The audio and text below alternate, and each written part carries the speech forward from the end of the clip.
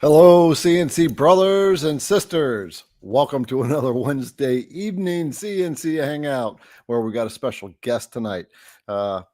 Kate's not here yet. She is coming back from doing something with her kids, so she will be on shortly. But it's another fun Wednesday where we get to hang out for a couple hours, and got a special guest, Laney Shaughnessy, who is been in the woodworking CNC business for quite a long time, and he's worked with, I got a whole list here.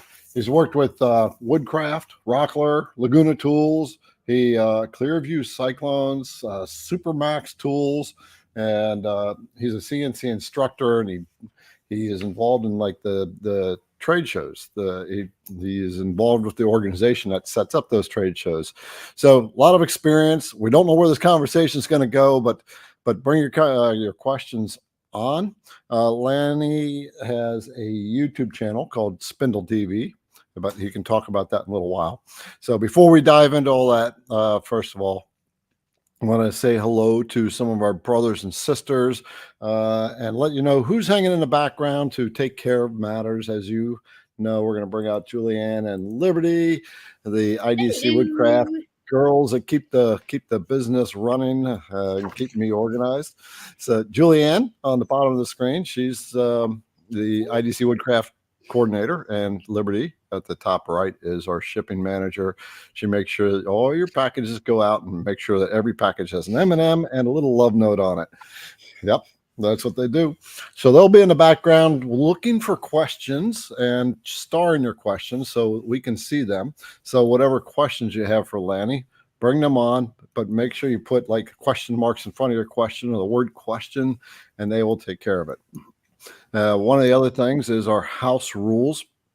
So Kate will be on here in a little bit, as I just said, from Women Who CNC. But the house rules are: be kind, be nice, no unpleasant comments, because we will kick you off from the live stream. We just don't tolerate, zero tolerance policy. We're a place full of creators. And so let's see, I'm going to bump you girls in the back, wave bye, but they will be around. They'll be chewing the fat with you as we talk to Lanny. So, oh, wait a minute. We got who are the winners? Who jumped on this thing first? I forgot. So it was actually not even 10 minutes after I posted it last night. It was Dan Goodchild, and then Mark Lindsay got it this morning. So all right, you guys are all over it. All right, yay, the winners. All right. For those of you who were here last night, oh, there's Sister Kate. Hello, Kate. Hey, sorry for the delay. That's okay. You got kids to take care of. So last night was an awesome show with Kyle Ely, where he ran through all the updates with the Vectric version 12 release. An hour and a half full of information, and very, very good conversation. So it's posted on the IDC live channel, and we are going to repost it on the regular YouTube videos IDC channel, and Kate will do that as well on her channel, and Kyle, when he gets the copy, will do that as well. So really, if you're considering upgrading to Vectric or getting the Vectric software, this was really a good hour and a half time well spent. So you may want to go find that, and that'll help you make a determination as to whether you want to get the software. Absolutely. And now I'm starting to crank out the videos. I released a video today, Kate, and we inadvertently deleted it a few hours later. So I have to re-upload the video, and it's gonna come out again tomorrow. So for those of you who watch the one on the keep out zones, you don't need to watch the one I'm going to release in the morning if you've already watched it. Oh my gosh. So, yeah. But you know what? Stuff happens. It's part of life, and you sit back and you say, okay, how do we fix this and make sure it doesn't happen again? And that's what you do. It's a learning curve for sure. Yeah, we all make mistakes. So I already laid out the house rules, Kate. I haven't given shout outs yet.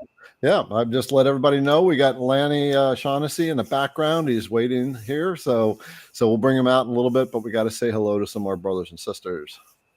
All right. Okay. Well, obviously we have Spindle TV that says hello to everyone. We have Michael on board. Of course, you guys saw Julian and Liberty in the background, always helping us out. We have Robert, Chris Gallagher, Mr. Mark Lindsay. I don't think he needs any special introductions, but you guys always know he's here hanging out with us, and we so appreciate him being in the background. We've got Brooks Martin. Madra, as many of you well know, is Miss Ellen. Michael Clifton, Brooks. Let's see. Looks like a Pop Knot Wood. John Adams. Looks like a new name. We've got Tim C. Brian Neighbor, Dion, Robert. Let's see. Oh, we've got Eric. Hey, Eric, welcome back. Keith Kessler. I saw his name and I was like, oh man, that looks like one of my relatives' names. Oh, really? Yeah, I was like, oh wait.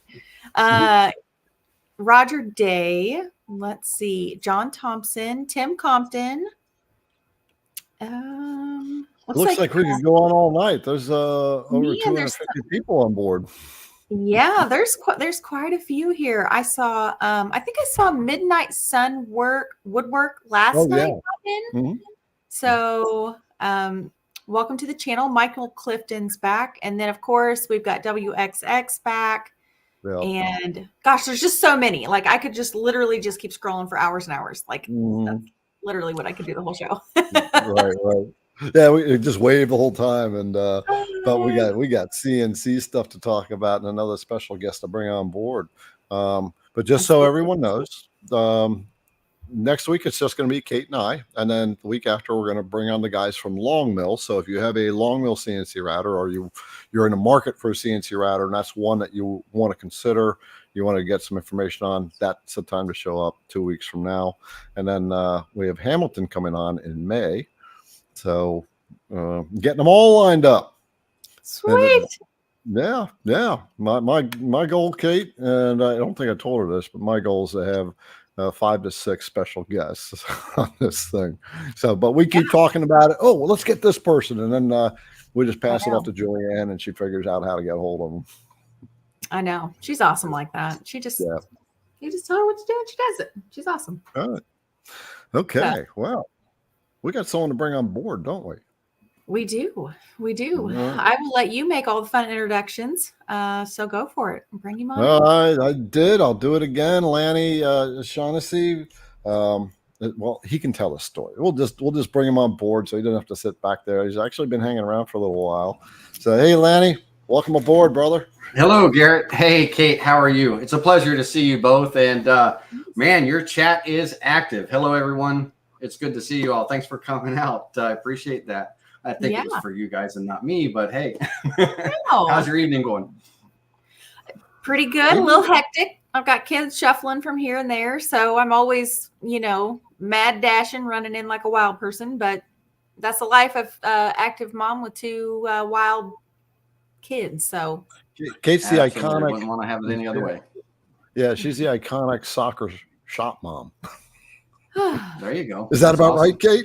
That's that. Yeah. Yes, that's very accurate. My daughter decided to play travel soccer too. So now I went from running 3 days a week. So now I officially run 7 days a week, 40 minutes one way, 40 minutes home, and a 2-hour practice while we're there. So I mean, I don't even know why like parents try to work anymore. I really don't, because it's just like, just give up your job. Just don't, because we're just here for the sports. Sure. That's it. We're just here for the sports. Right. So. Absolutely. So for those of you who don't know, Lanny runs the YouTube channel Spindle TV, and if you go to that YouTube channel, which Julianne will put a link into the comment section, you'll see he's been creating videos for a long time, lots of different projects. Very interesting, and those are all like live, right? And they're just recorded live stream. Yeah, so that's something that's different than most of like yourself and Kyle and Kate and everything. Most of my CAD CAM design Vectric training videos, it's all live. I don't have pre-recorded videos that are posted. So if someone were to look at my video category on my channel, there's like 6 or 7 videos. But on my live channel, there's over 250 different videos because all of my classes are live classes on my streams. My other YouTube channel where I actually teach woodworking, which is under just my name, Laney Shaughnessy.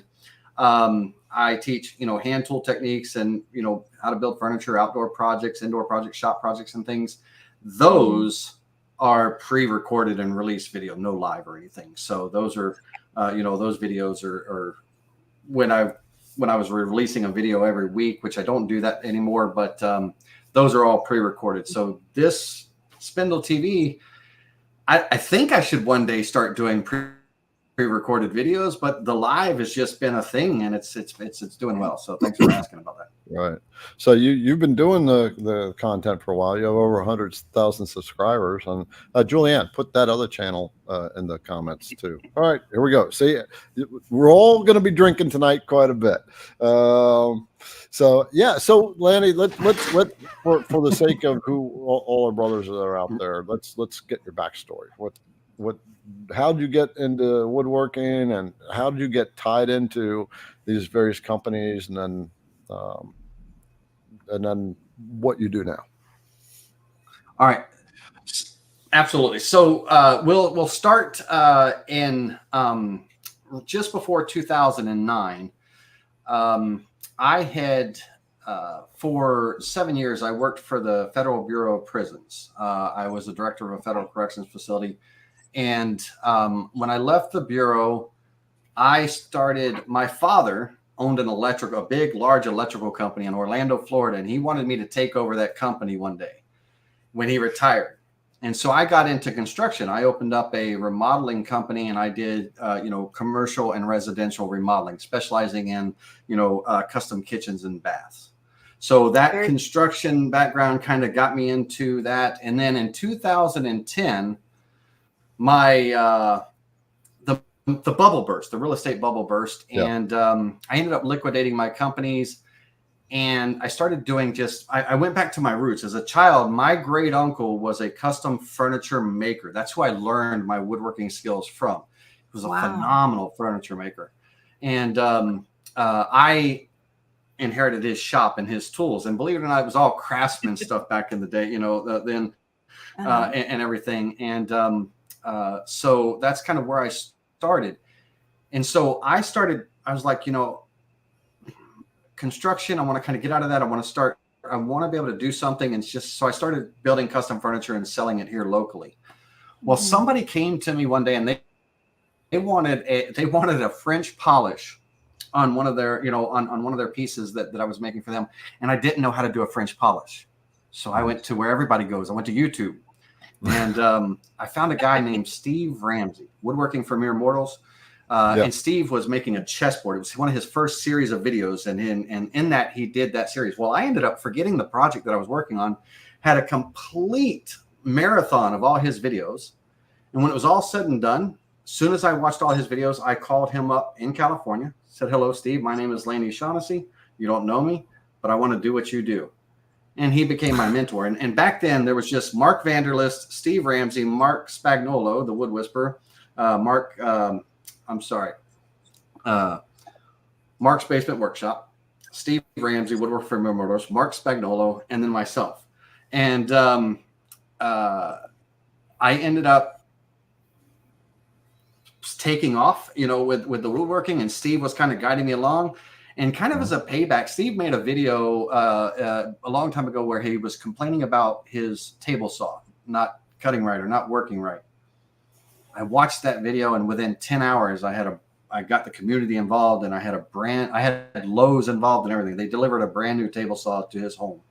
And so all of a sudden he made a video. He made a video saying, "Oh my God, look what just showed up at my door." And he showed it offloading on the truck and on. It was a 10-hour turnaround.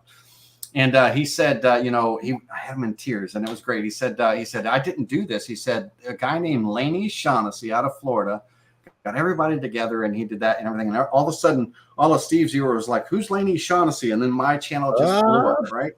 And and then what a way to draw attention to yourself. yeah, it was it was actually something that it changed Steve's projection. It just changed the way things. That new saw really made a big difference for him, and I was rewarded with, you know, people wondering who I was. Now it was now I went full time. Sunday, design concept, come up with an idea. Monday, filming, building. Tuesday, filming and building. Wednesday, if the project took that long, completion. Thursday, edit. Friday, upload. It was a full-time job every week. Every Friday there was a brand new video, and it was Sunday through Friday. Well, Thursday technically, because as soon as that video was rendered, it was uploaded, and I was relaxing on Friday watching. Right. Yeah. And I did that for many years. And I would to say I would be probably a little bit further along, and I'll tell you my next step and kind of how I ended up back at Digital Woodcarver.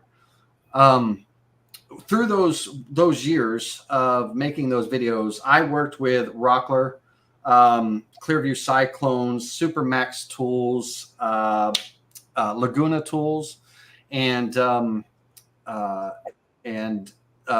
variety of others. I used to do the little how-to videos for Rockler. Would send me product. I would make a how-to video on how to use that product, and then that would be their little ad when, you know, you shop at their.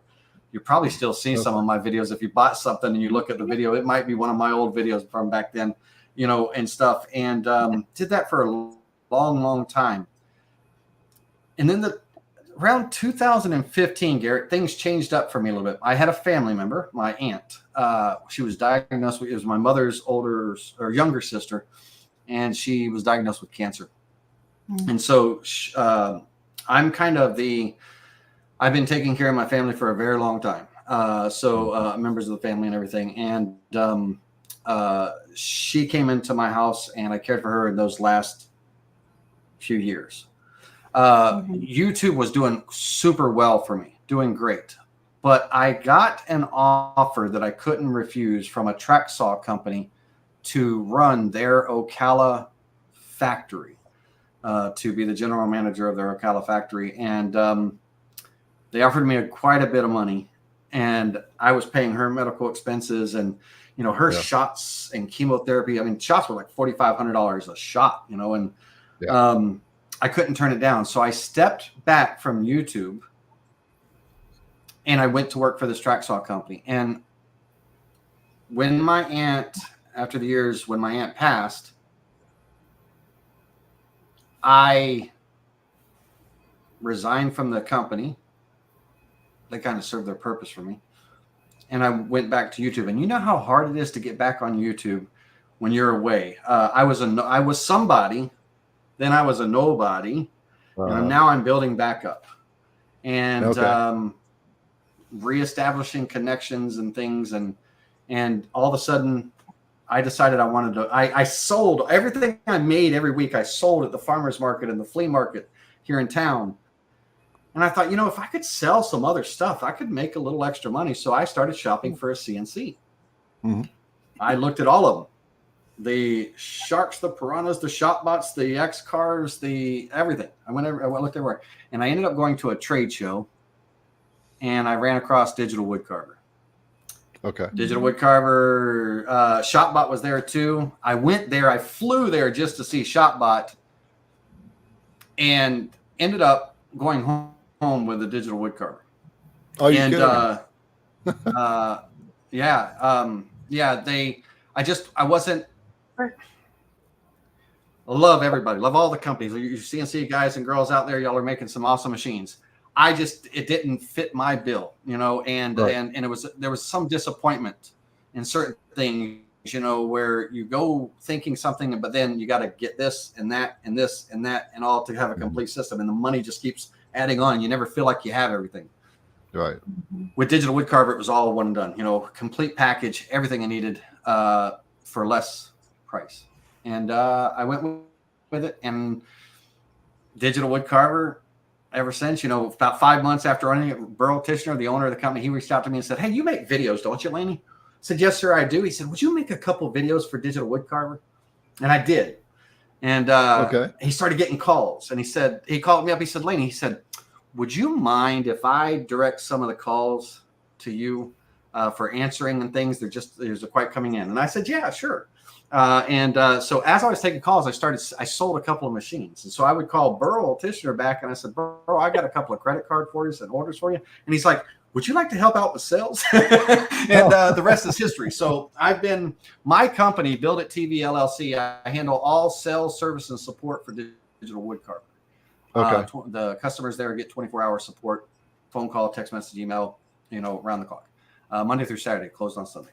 But and the rest is history. We've been together 9 years, and Spindle TV started back in 2017. I felt this was 2015 that I started with digital. I bought my digital woodcarver and all. In 2017, I felt that I knew a little bit enough to start making YouTube videos about CAD CAM design and CNC. And Spindle TV is we're 10,000 plus members strong, and that's my history. That's my story. I'll hush now. Wow. All right, that's it. No, that's a cool story. So for those of you who don't know, Digital Woodcarver is a CNC machine or a CNC company that makes CNC machines, and so that should be up now. And so here's a couple of their machines that Lanny represents. So these are floor models. Are they all floor? Yeah, these are the right machines. So you got a benchtop model there. And as you scroll down right there, we have a benchtop, and then the 2440 is their flagship. So just to give you a quick little history on digital woodcarver, you're familiar with Wood-Mizer, the sawmills, right? Wood-Mizer bandsaws, the log mills and everything. Well, Burl Tishner was one of the lead design engineers for Wood-Mizer for 25 years. So the same quality he built into those Wood-Mizers, he's designed into his, his machines and everything. And he started out of his basement while he was still working with Wood-Mizer. He made a 2440, a digital woodcarver, just for himself because he loves woodworking and wanted to build a CNC. He's an engineer, and he made it. Somebody ended up buying that from him, so he made another one. And then all of a sudden that became a thing. And then once he retired from Wood-Mizer after 25 years with them, he went on full time, and he went from a very grassroots basement build to a small garage shed to now we have a factory in Martinsville, Indiana, and Shoals, Indiana, and we manufacture. We have two sides of the corporation. The digital wood server side makes CNCs, and then we also manufacture machines for Wood-Mizer still. Right. I want to share on that note. Here's a guy just built the machine, right? Kind of out of the garage type of deal. Built another, and then it just kind of blossomed. And for the creators out there that are wanting to get in business, right, to sell your projects and what have you, it always starts grassroots, right? And grassroots really comes in from that. Let's just do it. You're not money hungry. You're not focused on the money. You're focused on the love and the passion of it, and that's what's going to make it take off. Sure. Yeah. So, and from the digital woodcarver customers that own the CNCs, Garrett, we made a little free handbook on making money with a CNC. That it was all made by the customers, their input, like how they market, how they sell, how they do everything. So under the Learn on the website, the Learn menu, there's a little download that they can download this little booklet. It's like a little ebook, it's just information. Like if someone's they're wanting to develop a portfolio for themselves, get online and start selling, go to the craft shows and fairs and things like that. It's not really like a how-to or anything. It's just like, these are what these folks did for their business. And that's, that's how, that's what they do. Right. And website?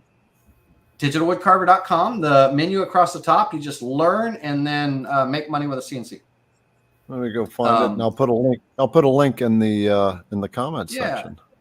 And for those individuals, just to I'm going to give you an extreme situation to where a family was blessed, but some of my customers, that when they bought their CNC machine, they didn't know really where to go and what to do, and they just started making things and started going to the craft shows and the craft fairs and things like that, and they found what worked and what didn't work for them. And I've had customers, do 50,000 in sales in their first year, 10,000 in the first 3 months, and just take off and grow. And they call and thank me, and they're so happy and all this stuff. I had a family, just to let everyone know what's possible out there. I had a family, husband and wife, 2 children, teen children, that worked out of a 2-car garage. They owned a CNC, a couple of little lasers and everything, and they had such a beautiful system. The wife did all the design and most of the laser work. The husband did all the woodwork and the CNC. And the 2 children, actually after school and everything, they had inside the garage, they had a little paint booth, and they did the painting and the finishing of these projects. And it was like a little system. And it was, and after all the projects were made, the wife would pack up the boxes, and then the husband would take them to the post office. And I was in their shop one day, and I heard this little ding, ding, like a bell in the attic or in the roof of their shop. It was just almost like a smoke alarm chirping with a dead battery, right? It was just constant. And I asked the gentleman, I said, what is that? He said, oh, that lets us know every time an order comes in. I said, all of those beeps were orders? And he's like, yeah. I was holy cow.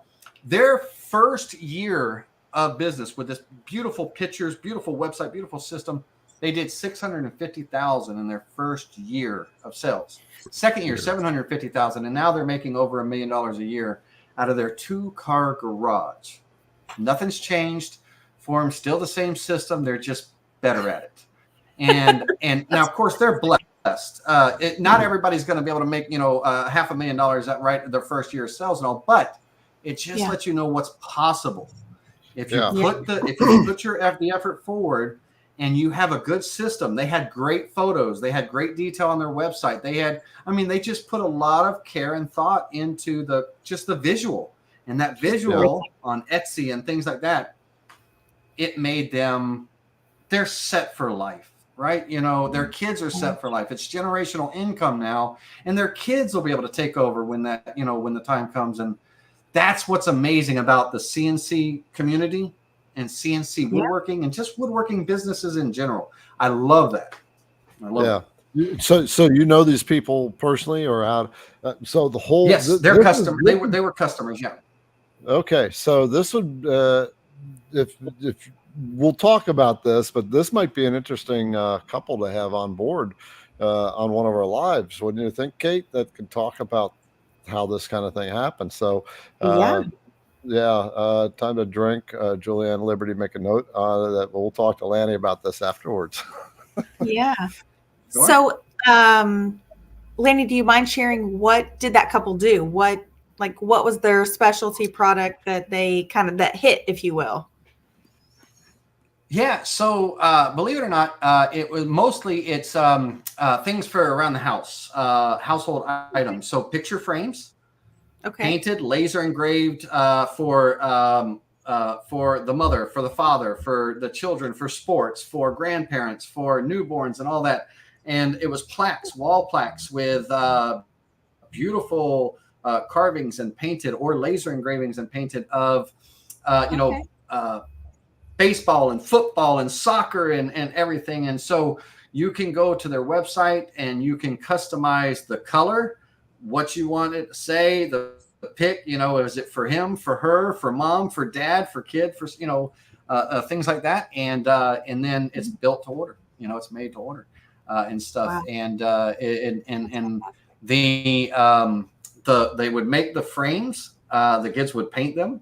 And then they would either go over to the CNC or they would go over to the laser engraver to be laser engraved and stuff. And you can get different color combinations. Like you could have a maple frame with, let's say, a teal blue, not teal, a baby blue, painting. And then when it laser engraves back to that maple. So it's kind of that maple and blue contrast of color and things. And you can choose your color combinations, and they've mastered it. They do beautiful work. They're amazing, and throughout their garage, they have that Christian rock music playing on the radio, and their garage is absolutely blessed. They're just a blessed family, an amazing couple, and they're phenomenal. So gotcha. Yeah. All right. Well, thank you for sharing some of that. So So I'm kind of curious, so with your like your YouTube channel, I'm gonna just share a Yeah. screen share of it when I bring it up. I was Stop skinny this. and small back then. If it's my main YouTube channel, you Yeah, see a well, skinny, scrawny little guy that worked every day in that shop. right. So, Oh, so that's you my have yes. All right, there you go. yeah. Okay. So you do a lot of different things. You have some furniture you've built. You've walked through a lot of the design. So you've actually done some pretty complex design work on your. Well, from what I watch on your videos, you do a lot of design work with your Vectric. You'll cut pieces on a CNC, and you Yes. large and small. I mean, here's some boxes that you've made, and so Right. what would Beehives. you? My beehive video is the most popular one. People are always asking if I have the plans, and if you're watching out there, they're coming soon. But Okay. Those projects, Garrett, I always tell my customers and my viewers, now if you look at the times on those are extremely long classes, hour, 3 hours, 4 hours, Yeah. 2 hours and all. So it's not for the faint of heart. These are full on detailed classes. I always tell them, like, I love Kyle. Kyle's classes, like his YouTube channel, Learn Your CNC. I tell them, if you want direct, short, to the point, easy to digest, how to do this, how to do that, how to do this, go check out Learn Your CNC, right? Those little how-tos to get people on Vectric, how to do that. Because Kyle's like, hey, guys and girls, here's how to do this, a little quick video and everything. My classes are long. So knock on wood, I haven't put anyone to sleep except for a few little kids. I get parents that call me and say, man, your shows are great. My kids sleep so well when you're on. But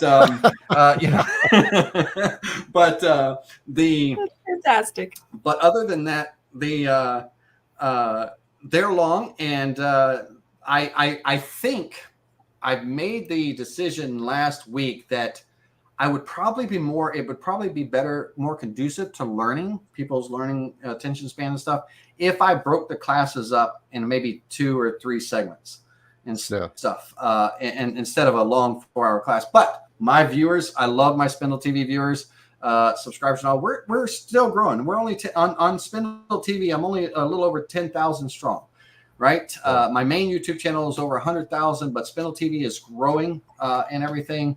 But they're 10,000 dedicated subscribers. I love every single one of them, Right. and they stick with me through those long classes, and they love it. I get feedback, and I only get a few comments every once in a while saying, "Ooh, man, that's long, Laney." But we go. You know what? Yeah. When I first started watching or first started CNC about 3 years ago, it was remarkable because I would watch, like you said, like little bites and things like that. I would watch some of Garrett's like shorter videos. And then I always preach that like education is number one. You've got to invest in yourself and the knowledge. And so I would watch the longer videos. Yes.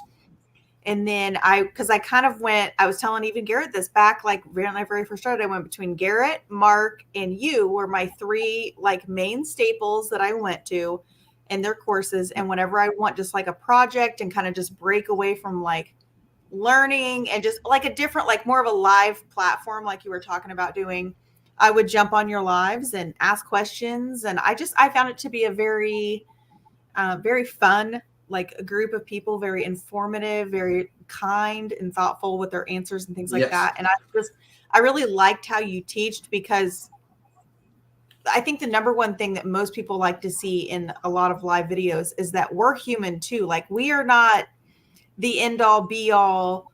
Like we're like, oh crap, I went too fast. Like I forgot to group all my vectors, and oh shit, like I didn't hit preview and I need to go back. Like, okay, you're just like, okay, time out. I need to like undo everything I just did. And then we're going to go back forward. So I love seeing that. And that's, they love that. They love that because I screw up. I make mistakes. My biggest mistake is when I don't make my layer active that I'm working on, and then I do something and everything gets thrown onto the other layers and stuff. I make mistakes. I make mistakes, but I see that, and then we go back and correct it, right? And they love being able to see that part of it. And I get a lot of compliments on that. You know, hey, I love that it's real. And real quick, with something you said, a quick shout out to Mark Lindsay.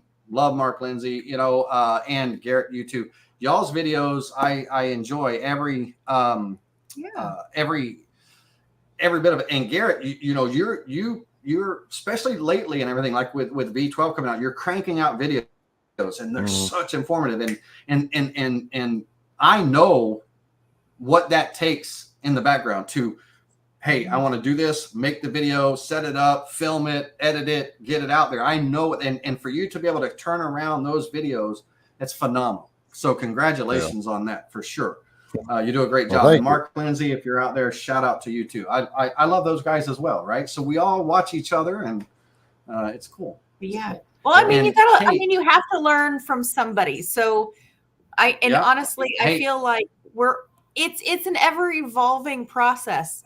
Like, I love learning from everybody. Has different styles of teaching, and that is what makes it so fun.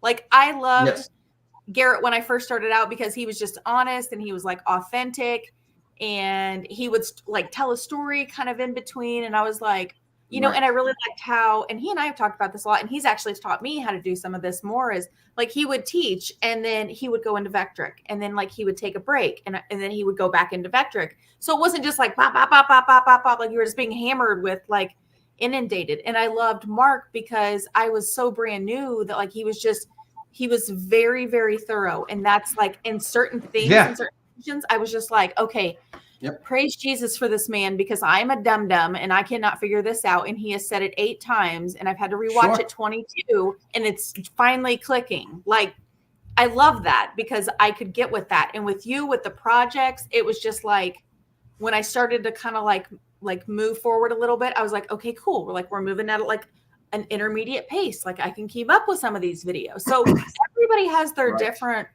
style, which no one person is going to be everybody's cat's meow. So I love that we have all of these different creators. And I know there's so many creators, like Michael Mazalik out in, like, he does all that 3D carving. Oh my gosh. Like, y'all, I'm just saying. Yes. Creators out there are just bananas. Yeah. Yeah. Everybody, it's really nice. Like facial features and modeling and stuff and everything. I love those. So okay. So I mean, let's kind of get into the CNC woodworking end. You've merged things together a lot, and you dive deep into your content and what have you. So for questions, ask them questions. I'm almost going to guess that if you have a question on a complicated thing you can't figure out, he's probably got the answer here.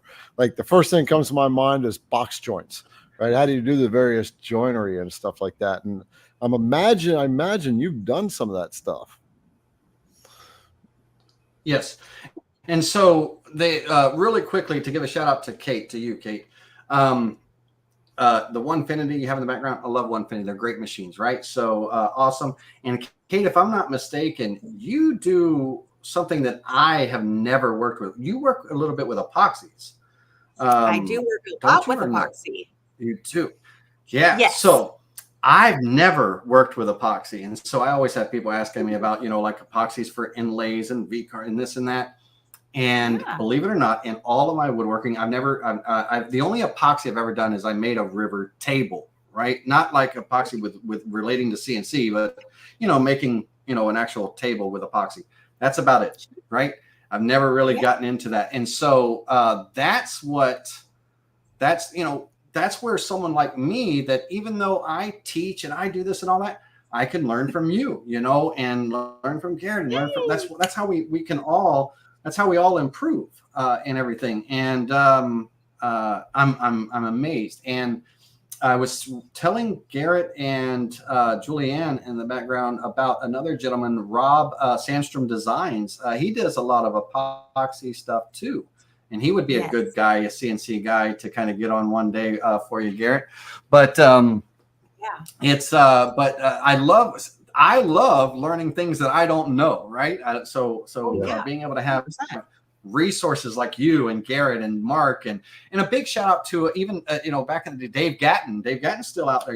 He's kind of I used to watch his videos and he was promoting his CNC and everything. But he a long time ago, right when I was getting started, I was watching everybody I could. Right. Yeah. Now, just real quick, Garrett, to give you a little bit of rundown on me and my projects, I love R&D. So even though I have all the tools in the shop, and even though I'm a big advocate of, hey, use your tools for what they're meant to be used for, your table saw, your router table, and all of this, I find myself more and more over the, more and more saying to myself, I wonder if I can do that on a CNC. Or how can I do that on a CNC? And then trying to break the project down and figuring out how to get it into Vectric, create the design, the tool paths, and actually create the project. And because there are people out there that, hey, they went out and they bought themselves a CNC. They might have a skill saw, a hand saw, a few little woodwork tools, but they don't have the big shops and all this. And so they got one tool that's kind of their all-in-one. So I love those, showing them how they can do a miter cut on a CNC if they don't have a miter saw.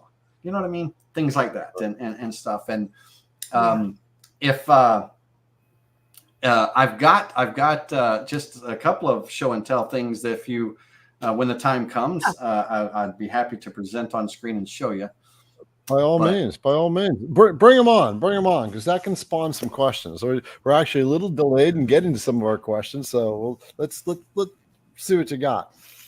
Well, if you want to go into questions, that we can absolutely, because I know there's a lot of people biting at the bit for information. Because this is where people want to go. That see, can we see some projects from Daniel? Right, and so right. So let me share my screen, and we're going to go the entire screen over here. All right. And the first things first, Garrett, let's see, we're up here, and you might enjoy this one, Garrett, because you're a router bit dealer, right? And so I love trying to figure out how to use a combination of router bits to do certain things. In this case, this is a locking miter joint, right? And we could buy locking miter bits, but how could I do it on a CNC using a combination of bits? Now, Garrett, you could actually take this idea. It's a 1/4-inch end mill. It's a 1/4-inch T-slot bit, and it's a 3/8 by 90-degree V bit. You could put together a little lock miter kit for someone one day, right? From IDC Woodcraft.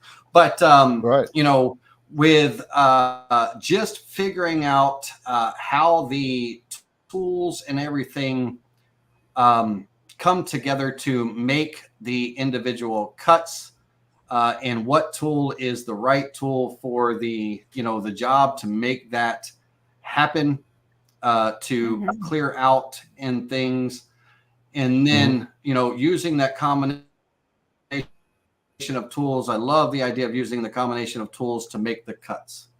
Okay. Right. And so I love taking complex things and trying to break them down, and how can I do it on the CNC? And then I teach, what I know and stuff. So when I'm teaching someone how to do a miter, now we now have the chamfer toolpath in Vectric, right? Before that we didn't, kind of thing. And before that, we have on Digital Woodcarver the 2440 that I started off with. I have the ability for my CNC to carve off the front of the CNC, so it can go past the front by 3 inches. And I can use a product called the Joint Maker Jig. Let me see if I can pop it up on the screen here. That mounts to the end of the table to do decorative joints, finger joints, dovetail joints, and things like that. It can carve on the vertical end and as well as the horizontal. Okay. And I like, I teach SketchUp too in my project classes and everything, but I have with the, like in Sketchable, but I can, come in and I have a jig that mounts, Bear with me just 1 second. I have a jig that mounts to my joint maker jig. Let me zoom in and grab the center of that. That I can take degrees to where my router bit is just carving flat on it. Like if I need to do a 30-degree bevel or a 60-degree or 90-degree or something, I have this little wing table, right, that amounts to the joint maker jig, so that that item can. Oh, we lost it. Sorry there. So that item can, you know, tilt and pivot and all. And I love the R&D side of that things. And so I like to teach people to think out of the box. You know, with your CNC, I really don't, there's some limitations with a CNC, right? But, you know, try to figure out what you can do with your CNC with a combination of router bits or jigs. I love making jigs for holding parts, jigs for making parts, and those little hold downs. That's the file that I provided. Oops, sorry about that. That's the file that I provided to you. But even coming in and, you know, let me hide. I'm gonna just throw in real quick. Let's see, where is that link? Oh, it's in the private chat. Throw that link. You know, I'm looking in the private chat. Julianne, can you get that link back into the private chat, please? So Lanny was generous. He's got a clamp file that he's going to share with everybody. You can download. And it's so what all is involved in this clamp file? But even the wasteboard is a jig. Oh, so in the clamp file, let me go here. I've got it. I've got it. I'm going to post this link. This is a download link that's coming into the comments. And what it is I will just... And what they'll have... they'll have a CRV file, a Vectric CRV file, or the vectors if they can't open the CRV file. They got the vectors, and then they have 5 photos of all the toolpath screenshots, right? So what vectors were selected and how the toolpath is created. So if they need to import vectors because they're working with a different version of Vectric or something and they can't open it up, they'll have that. They can recreate that pretty quickly. But there's a README document with the links, Amazon links to the threaded inserts, to the knobs, to the bolts and the T-bolts and things like that. But it's just a fun set of clamps that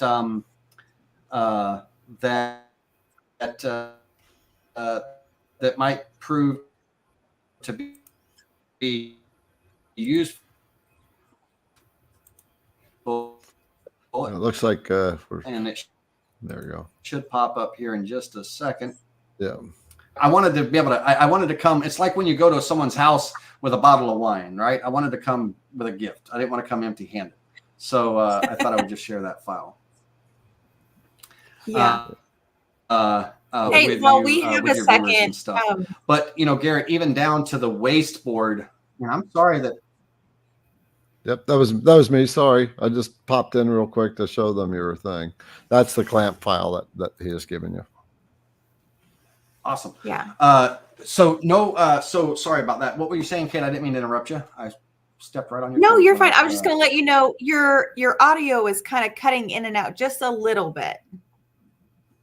Yes, ma'am. Yes, I apologize for that. No, it's not you. So it's just the service. I should prevent that. But when sharing that SketchUp, it is okay. A little intensive. It is. It's a lot of it pulls on my audio. So the projects when it comes so I apologize for anybody that didn't hear me and I sounded like a robot or something or something. So no, you were fine. If you only got every other word, basically my thing is thinking, as we were talking about, Garrett, is kind of thinking outside the box. I started out making when I started making things on my CNC. I started out making cutting boards and coasters. Right, that's what I was selling at the farmers market and the flea markets, and I needed a way to hold my coaster blanks on the CNC, because when I first started, I was making one at a time, 1 4-inch coaster clamped on the table, carved, then the next one, and that was when I was first a rookie at it all, and I thought, oh no, we can't do that. It takes forever to make a 4 set of 4. So then I started making jigs, and I love jigs. I now have I've advanced a little bit over the last couple of weeks. I have we work with a company called Black Box Vac shop, vacuum clamping system, and big shout out to shop Black Box Vacuums. They're amazing. But I have the Storm vacuum clamping system now on my little 2440. It's the perfect size unit for that. And now I'm doing vacuum clamping, and so making jigs for that, it's a whole nother game for me now. So I have melamine. I cut out openings in my melamine all the way through, so my parts can my blank parts that I take off the table saw can get dropped in there, and then I can machine. I have templates set up in Vectric that I can go and carve those parts, And Gotcha. My coasters, same thing. So Nice. Let me see if I can pull up. I can not lose audio or camera. Yeah. I apologize about that. It's quite okay. Caught most of it. Well, in the meantime, before because we do need to start getting to some of these Is it questions. that bad? Is it that the latency that bad? Sure. It can be a little bit. Yeah. Okay. But anyway, first of all, I just want to share.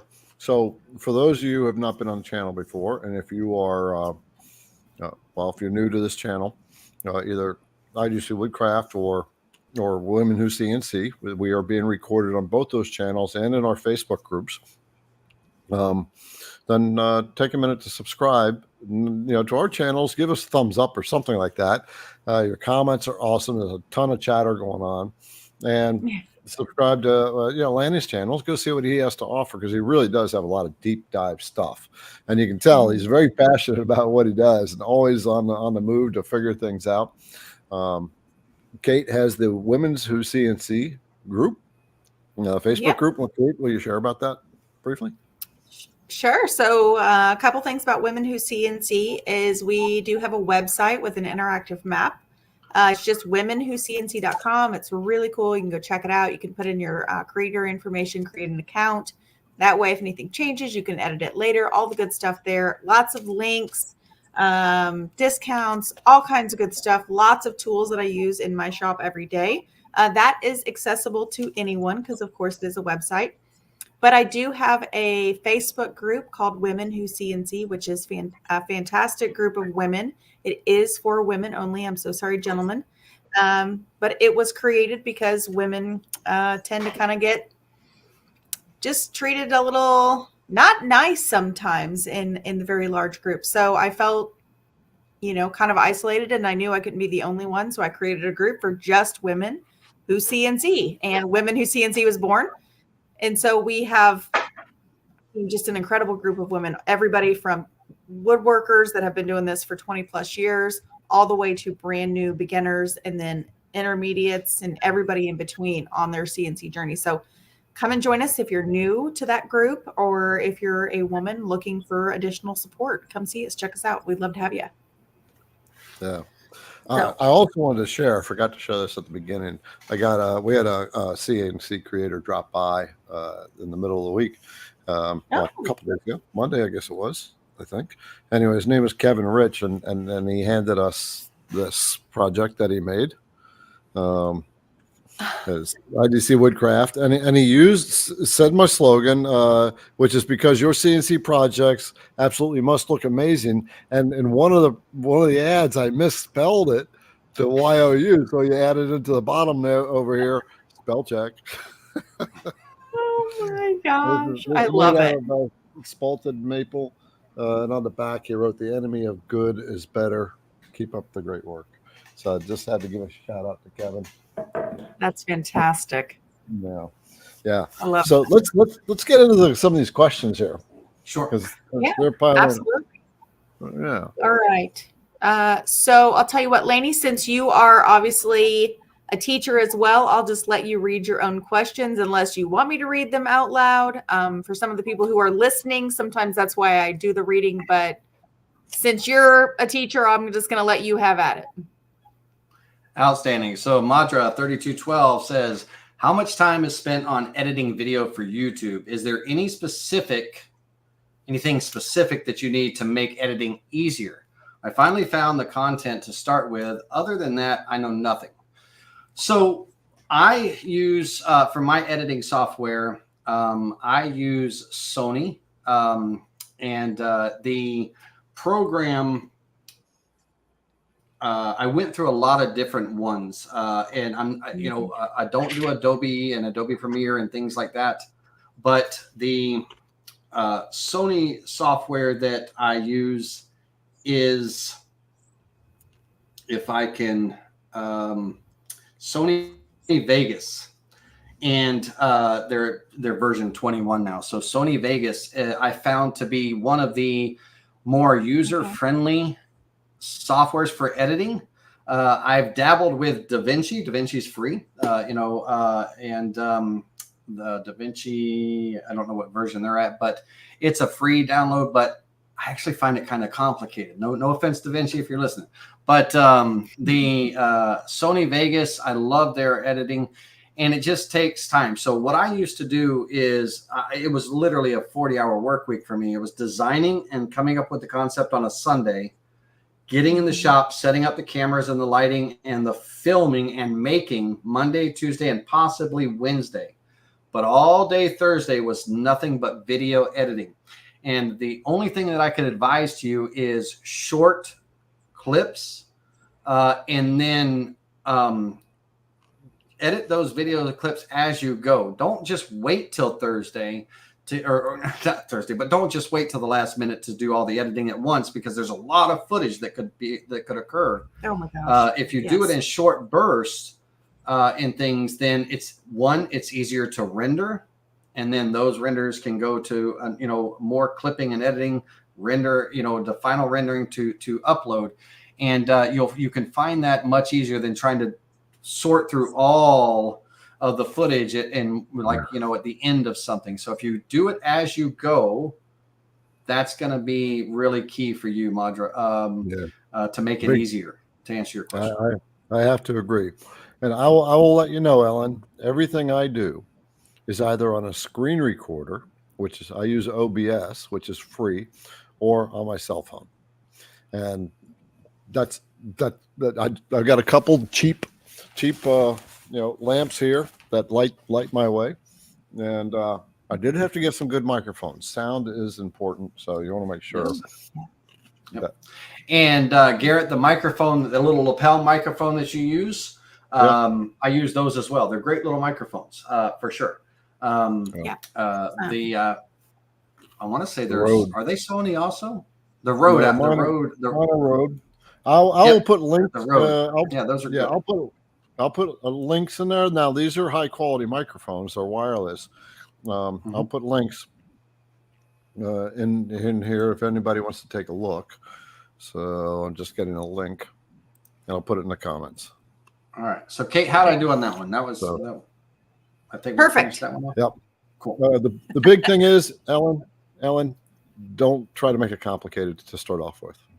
Sure. Right. Authentic people like authenticity too. So just start. That's the big one. Right. You got it. This question is for me. Garrett, last night Kyle used different inlay parameters than the ones I teach. What's the difference? When would you use his versus yours?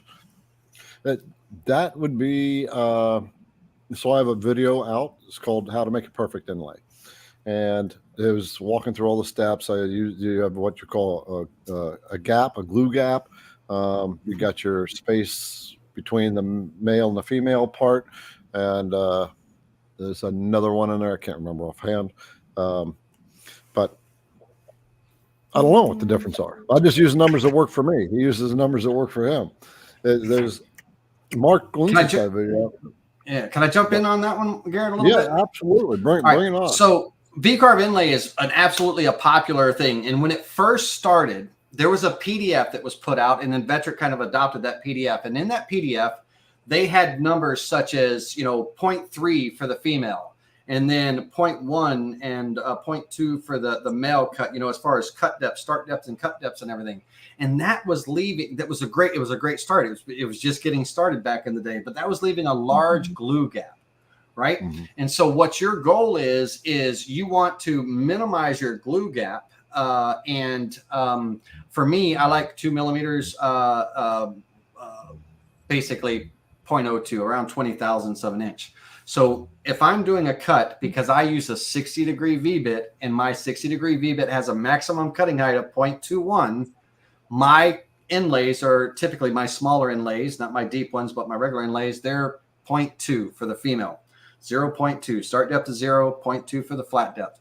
And so my male cut, I do a 0.18 for the start depth and then a 0.02 for the cut depth. As long as those two numbers equal that 0.2, And so Kyle might be using a different set of numbers than Garrett.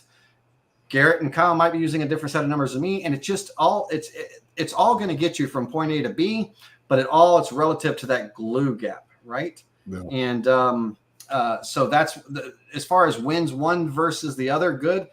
They're all good. Just, you want to try to minimize that glue gap as much as possible. And there's a lot of Garrett's great video. I have videos on V-carve inlay. There's some good ones out there that explain that. But that's what those differences are. That's why you're seeing those differences, Leland. So. All right, cool. Thank you. Yep.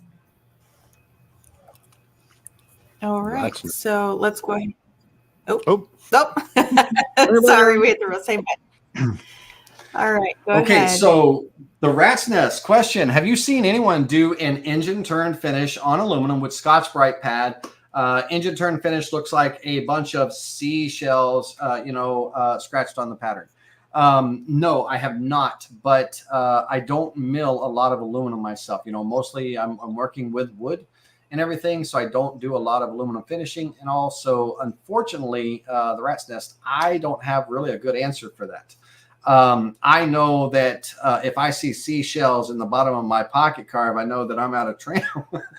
But and it's not, that's accidental, not intentional. But no, unfortunately, I've never seen that technique done because it's a little bit different industry than what I do. Okay. Very cool. Yeah. All righty. So I wish I had a better answer than that. But I wish I had an answer for that. Yeah. But I love complex questions like that. It's an awesome technique, but I've never really seen it, to explain it or anything like that. Okay. Sure. Norman Streeter, cool last name. Question. I downloaded a piece of clip art from Design and Make, but it came as an STL file. Can I cut the file from an STL format? Absolutely. So here's the thing. With Vectric software, Vectric V-carve, Desktop, Pro, and Aspire, you can import a variety of 3D model formats. Now, .v3m is the native file format for the Vectric software. That's what all your clip art that came with your software, that's what that file format is, .v3m. And in Aspire, it's kind of a 3D clip as well. When you're purchasing from Design and Make, they give you the option of if you want V3M, STL, or I think OBJ is the other one. Your first, anywhere you buy from, if they give you the option of a V3M, that's what you want to begin with because it's native and you can keep it in your clip art folder. But STL kind of for me is my second go-to, followed by OBJ, right? So you can absolutely import an STL model file and you can create your toolpaths. Garrett, I'm assuming you have videos on how to import a 3D model as well as so do I. I do. It's older video, but would you like me to show it, or do you want me to just answer the questions? How do you want to? No, by all means, show it. I'll try not to talk that much so I don't lose audio on the screen share, ladies and gentlemen. I apologize again. That kind of embarrassing with my audio. I'm a streamer. I should have perfect equipment. Yeah. Well, Nothing's if we perfect lose in this world. I'm it, just if we lose it, I'm we'll kidding. if we lose it, we'll stop the share. And Yes. Okay. So I'm going to present, and let's share the screen.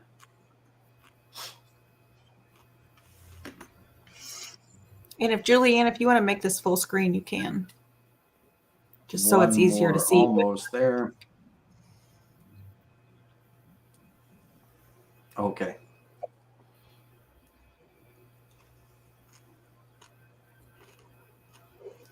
We should be presenting here in just a second. Cool.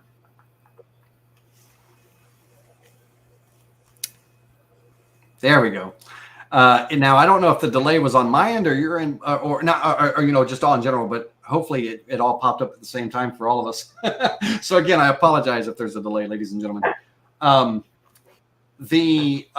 Really quickly, Garrett, if I could, I work with a team, and I do custom models at Spindle TV, where individuals. That's one of the other services that I offer, where the individuals, they could submit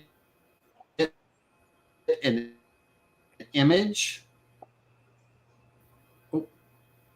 We create custom 3D models for customers and for individuals. So if you're ever looking for custom 3D modeling, reach out to me. So Very cool. I didn't know that. Julianne, hopefully that's okay. Julianne, yeah, hold on, Julianne. First of all, if you can find if you got his contact, throw that in there so that people know how to get hold of him, and it's going to be in the description of the video. And also, make sure you throw the IDC logo out to him to build a 3D model on. Just wanted to absolutely, yeah, Okay, absolutely. go ahead. Okay, so when we are importing a 3D model, and in version 12, all of your component tools are now in one screen. Love that. Whether that model file is V3M, STL, OBJ, and if it's a V3M, you should have it in your clip art folder. It's a great place to keep it, so you can just drag and drop it in, right? But if it's on your computer and you need to install it, then let me get my thoughts straight there. Then you're just going to, pull it in. And so let me grab.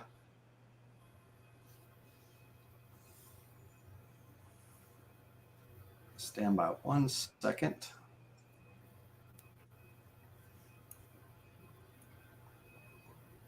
And I'm just going to grab that tattoo bull skull that we custom made for a customer, just so you can see. It's the only one that was kind of right quick at the available to me. But upon import, we're going to be brought into the orientation of the software, which it should switch here in just a second. Now, absolutely, the first thing you do is go and click on this top section here and get that top on view. So let's get a top view going. And I don't know why my computer is running super slow. That's the bottom.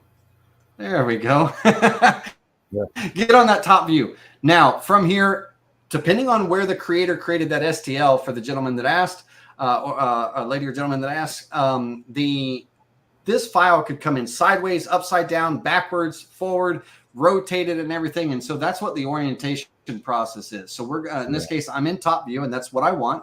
If I don't want it to be a right view, a side view, or anything.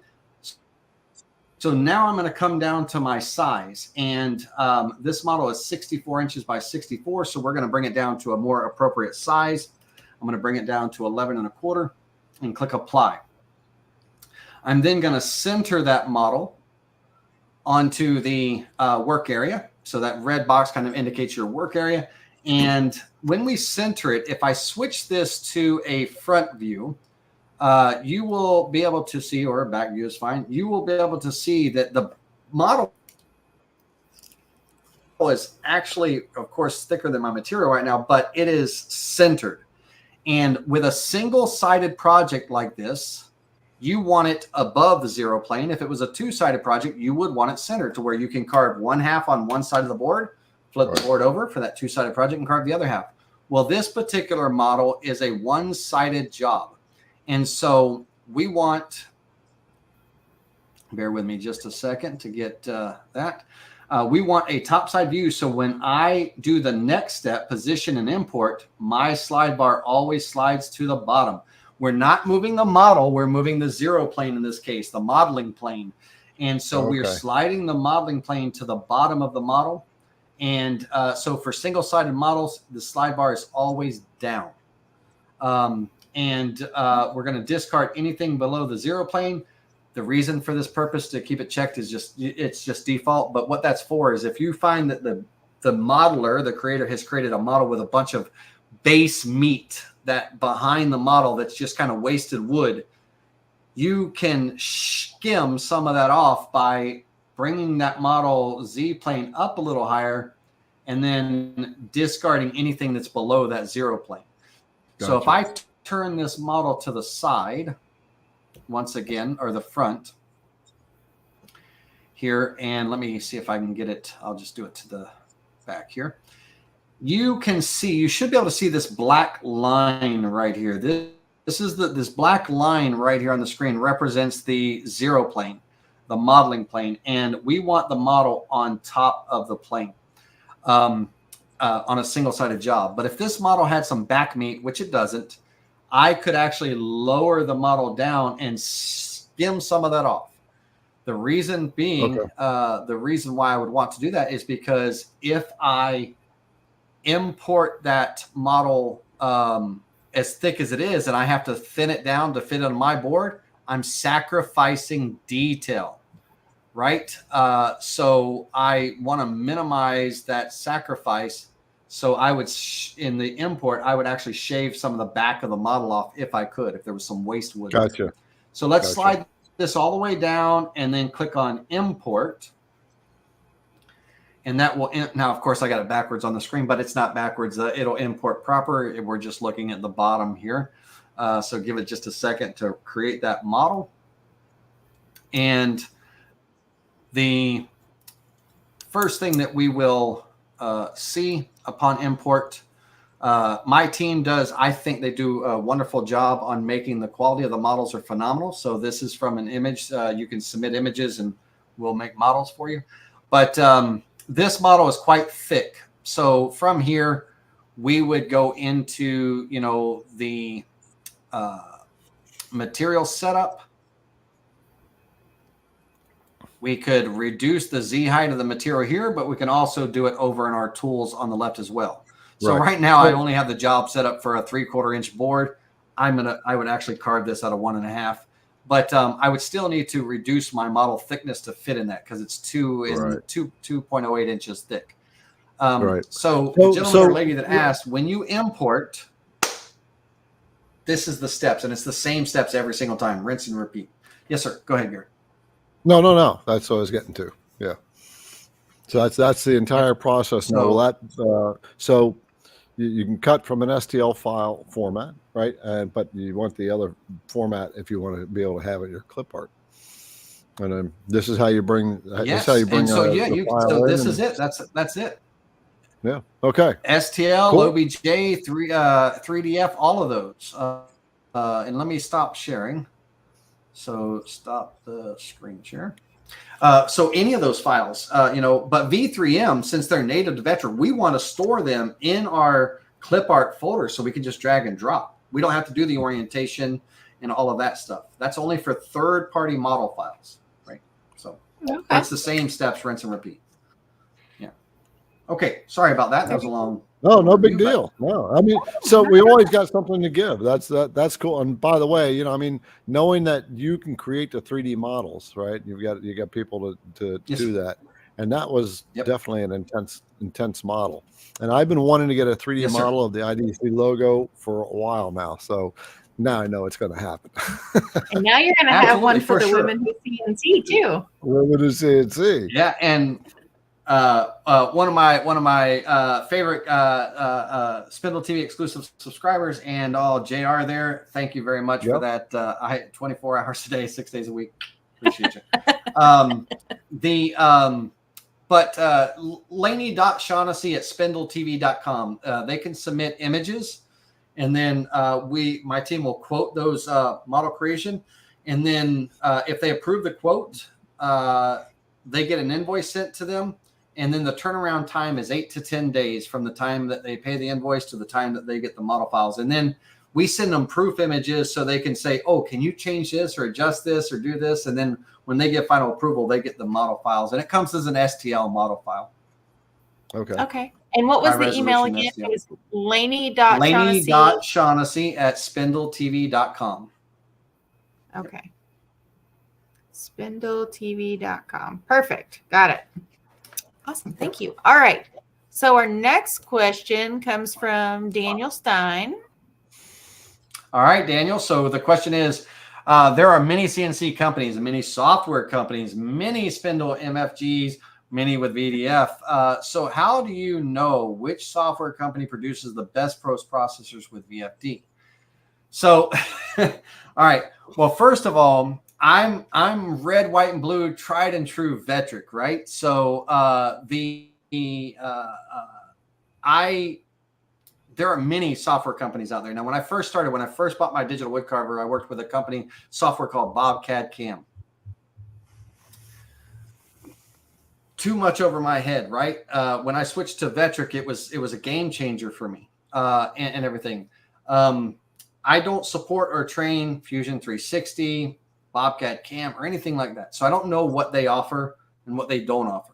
I know what Vectric offers. And Vectric, because Vectric is becoming popular with next wave automation and shop bots, and just everybody nowadays are kind of, they have their own proprietary software in some cases, which I'm an advocate to, and no offense to anyone that has proprietary software out there. I just don't like it because it locks someone into a particular machine, and they need to be able to grow. And software, they need to be able to, with Vectric, that can be used with any CNC machine, any plasma cutter, any laser engraver, and things. And it's versatile. I love Vectric for that. And thank you, Vectric, for making such an awesome program. I don't know what they offer and what they don't offer, right? I know Vectric works with a lot of major brands, and they have a lot of major post processors and everything. Now, back in the day, or a lot of people, not even back in the day, many people are still using Mach 3 for their controller, right? And for their machines and stuff. We use a company called Planet CNC, TNG, the next generation. Very versatile, very universal program. But with every CNC machine, just like Onefinity and Long Mill and all, every machine has its control board, and that control board is packaged with a software, that controller software. Right. And the controller softwares can run any post processor general file format, right? G code, .nc, .tap, that kind of thing. So the question, could you pop that question back up on the screen? Would you mind, whoever had that? Because my mind is running here. So how do you know which software company produces the best post processors with VFD?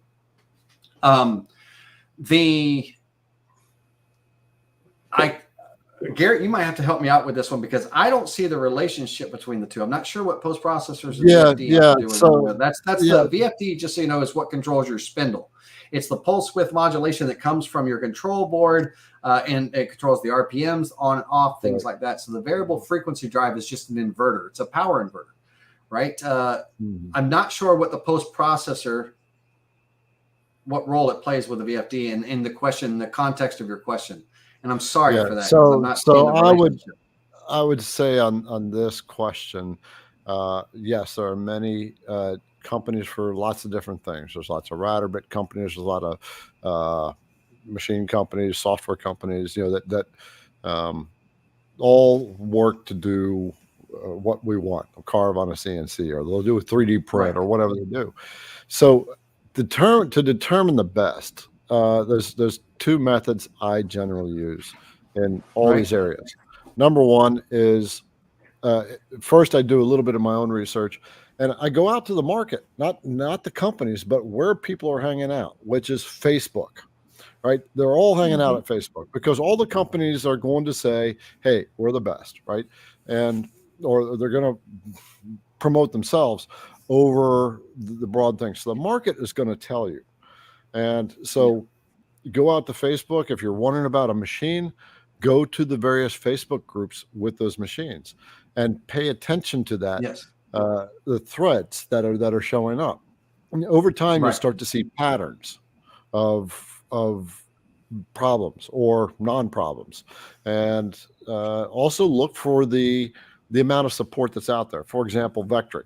I know there's a buttload of Vectric videos out there, and yes. We got me, Kyle, Kate, you that are all doing our best to make quality videos.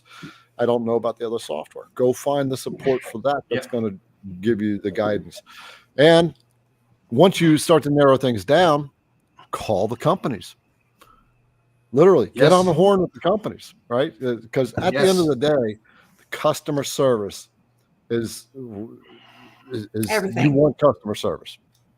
Right. And let me just say this, Garrett, really quick with that. If you call the companies, you ask the hard-hitting questions, and you might not know the question to ask, but, ask. Don't be afraid to ask. There's no such thing as a dumb question.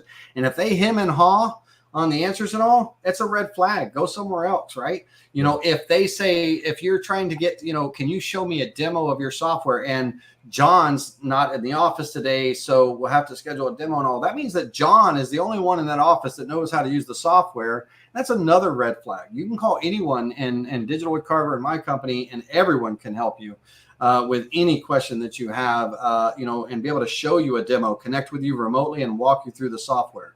And after the sale, 24-hour support is what we offer. 24-hour support, Monday through Saturday, phone call, text message, email, Facebook Messenger through our website, Facebook Messenger. Any way you want to get a hold of us, you can. There's no charge for those calls. And even if they sold their machine to another user, that new buyer gets that same support, regardless if they bought it secondhand or they own it from us. The 24-hour support, no charge. The training. Ask the question. How do you offer training? If so, is it paid training? How do you conduct your training and things like that? We connect remotely with our customers. They get a 2-hour orientation training, and I can operate their machines remotely, and I walk them through how to use the software in their machine. And then after that, if they can take my classes, Spindle TV classes, the free classes, or they can subscribe to paid one-on-one training if they want to. That's what you want from a company.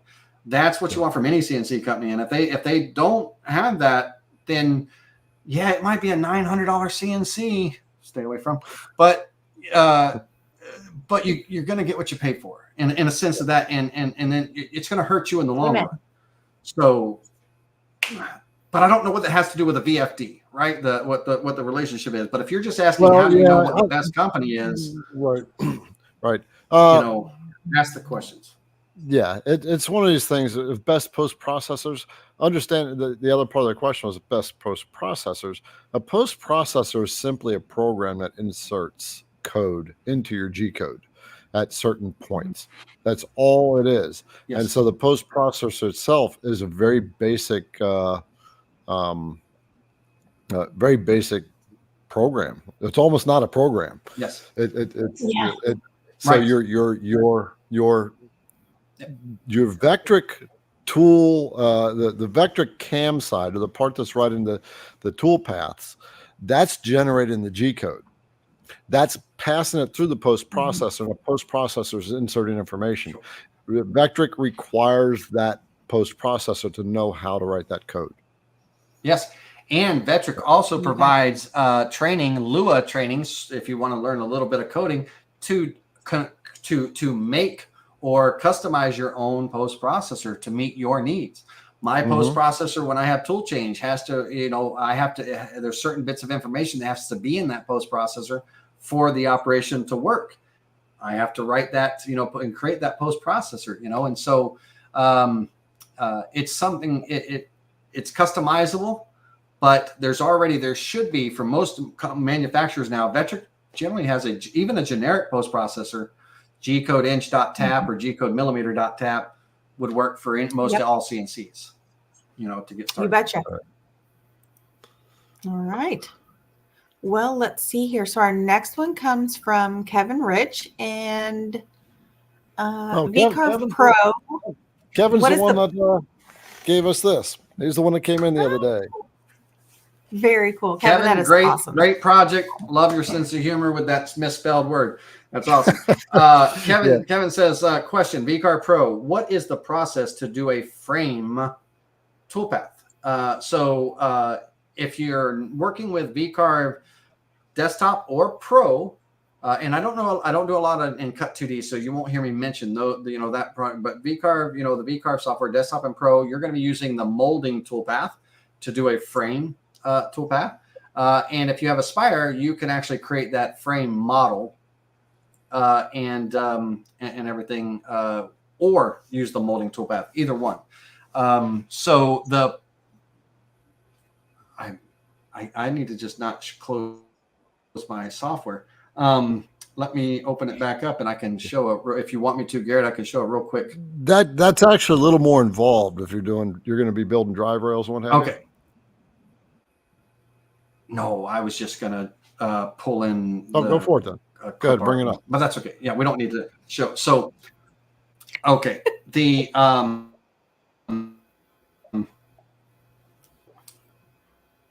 sorry, Garrett, like we lost him. You got to tell me what the limitations are. I'm dedicated, but oh no, we can rock on all night long. Just we do have questions hanging out there. We do screen shares all the time. The time. So by all means, I mean, this is because you're going to dive into the software. Go ahead and bring it on. Bring it up. Yep, I'm just gonna show real quick to answer Kevin's question. So Kevin, if I'm using the molding toolpath, let's say that I have a drive rail, just one here, and in the clip art gallery, I will grab a molding profile, make it simple. Okay. So when it comes to making a frame, if you have Aspire, you can just create the model. But when it comes to just making it doesn't have to be a single line. It could be also a rectangle as well if you're doing an actual frame. But the process is, let me switch over to the toolpath side. In the molding toolpath, you're going to select your drive rail. And generally, it's the right rail, depending on what it is. But we're going to be using a tapered ball nose for this. And so from my tool database, I will select the 1/8 inch tapered ball. And I don't necessarily need a clearance tool. And if I was doing do square corners, but I'll just do one line. We're going to select that drive rail, and then we're going to select the profile. And these lines that you see represent that width of that profile from the left side of it to the right side, how wide it is. So how wide do you want your frame? Is it a 1 inch frame, 1.5 inch frame, that kind of thing? Make sure your profile matches the size and the thickness that you want.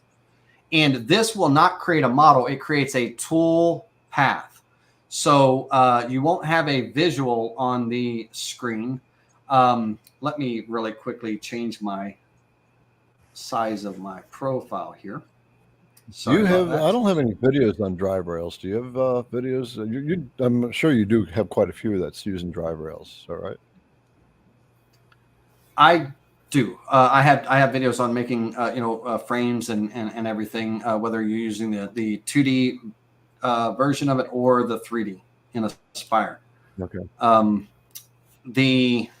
So when I calculate this toolpath, Kevin, it's gonna be just a tool path. Okay, there's no model that's getting created from the molding toolpath. It's only the tool path.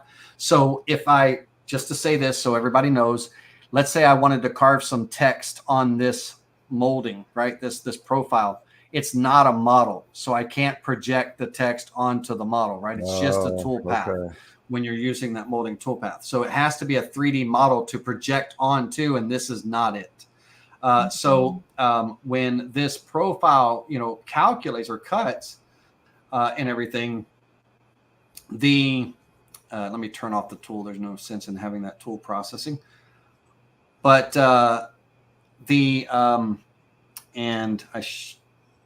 that's going to take just a second. But long story short, Kevin, is you have a drive rail, whether it's a rectangle, if you're doing a full frame all the way around, an arch, if you're doing kind of like an arched window way, a straight line, if you're just making a piece of molding, and you have a profile that you're sweeping along that path. In the molding tool path, you select the profile path first, and then the profile last. You choose your tools and you calculate it. You can do that with and that's the process. It's super. Yeah. Yes, a rectangle, closed rectangle for sure. You create a rectangle, and then you do the drive rails with the rectangle. Same thing. It'll just create that path all the way around. And you want to, if you want it to look like it's a mitered frame, mitered on the corners, then check off the box in the tool path for create sharp corners, and it'll create that mitered frame look in the corners and everything. And so I'm going to stop this.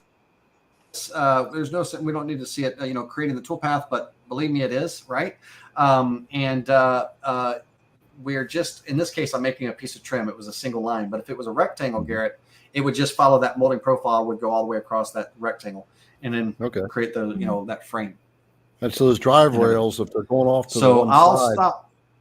Yeah, as you're going off to one side on the drive rails, that's going to rotate. It's always going to stay on the inside around that frame, correct? If you tell it to go along that side.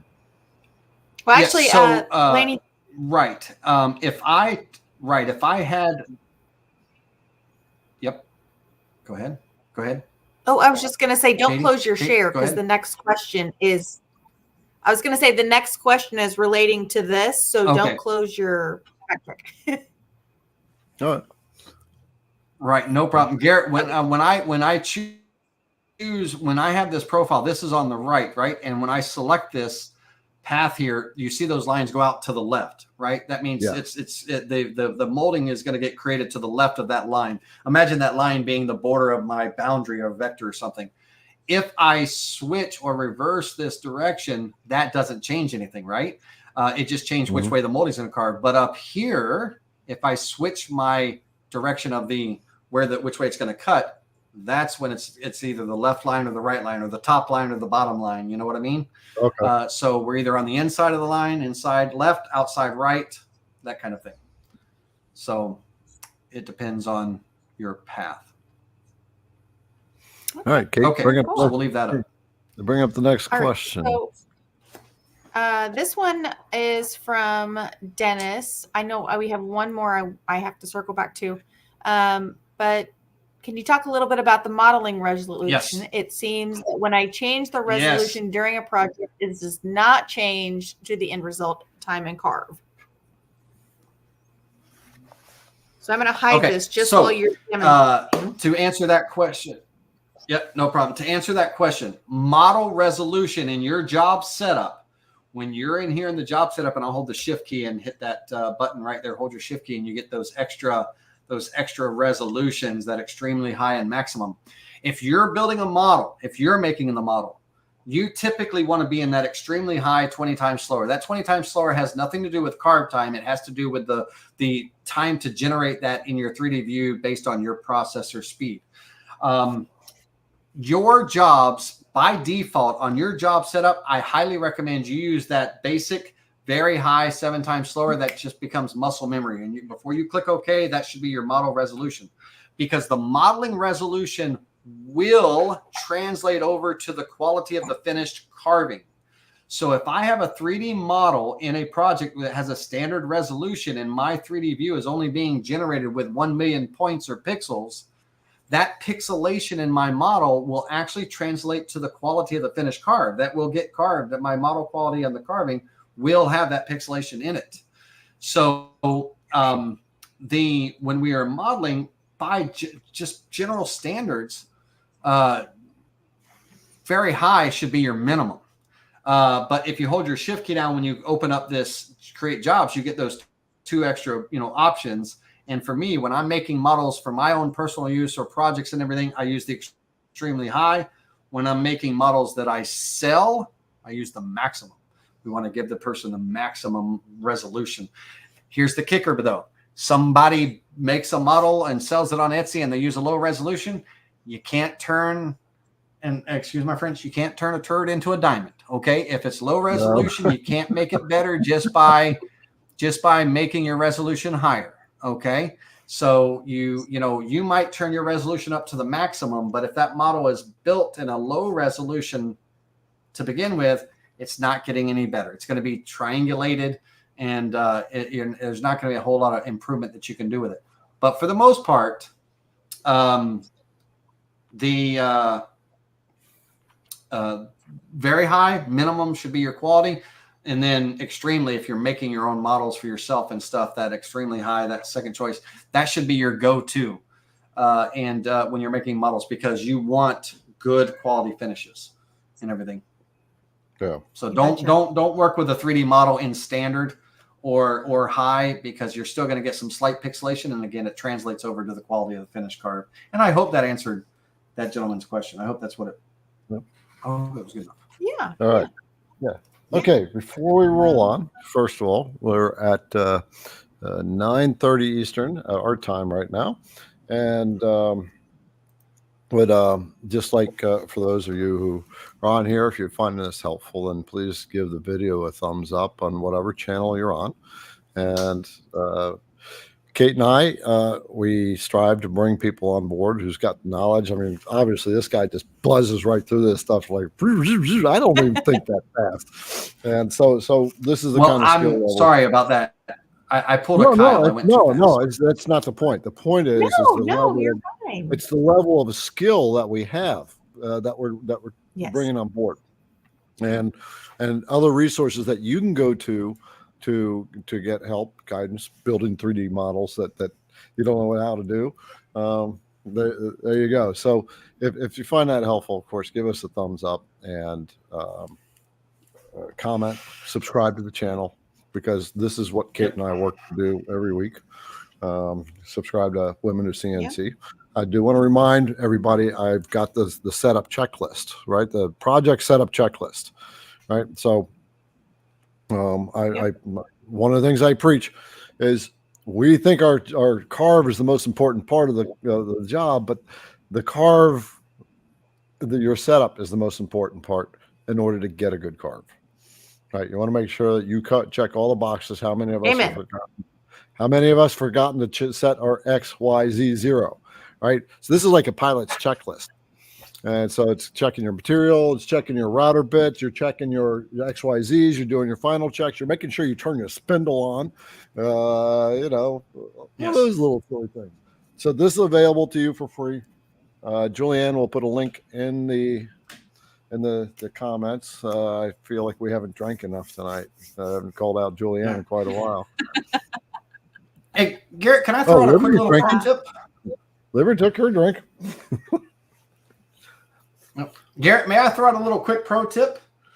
Sure. For those that CNC, every CNC has a limit, a travel limit, X, Y, and Z, right?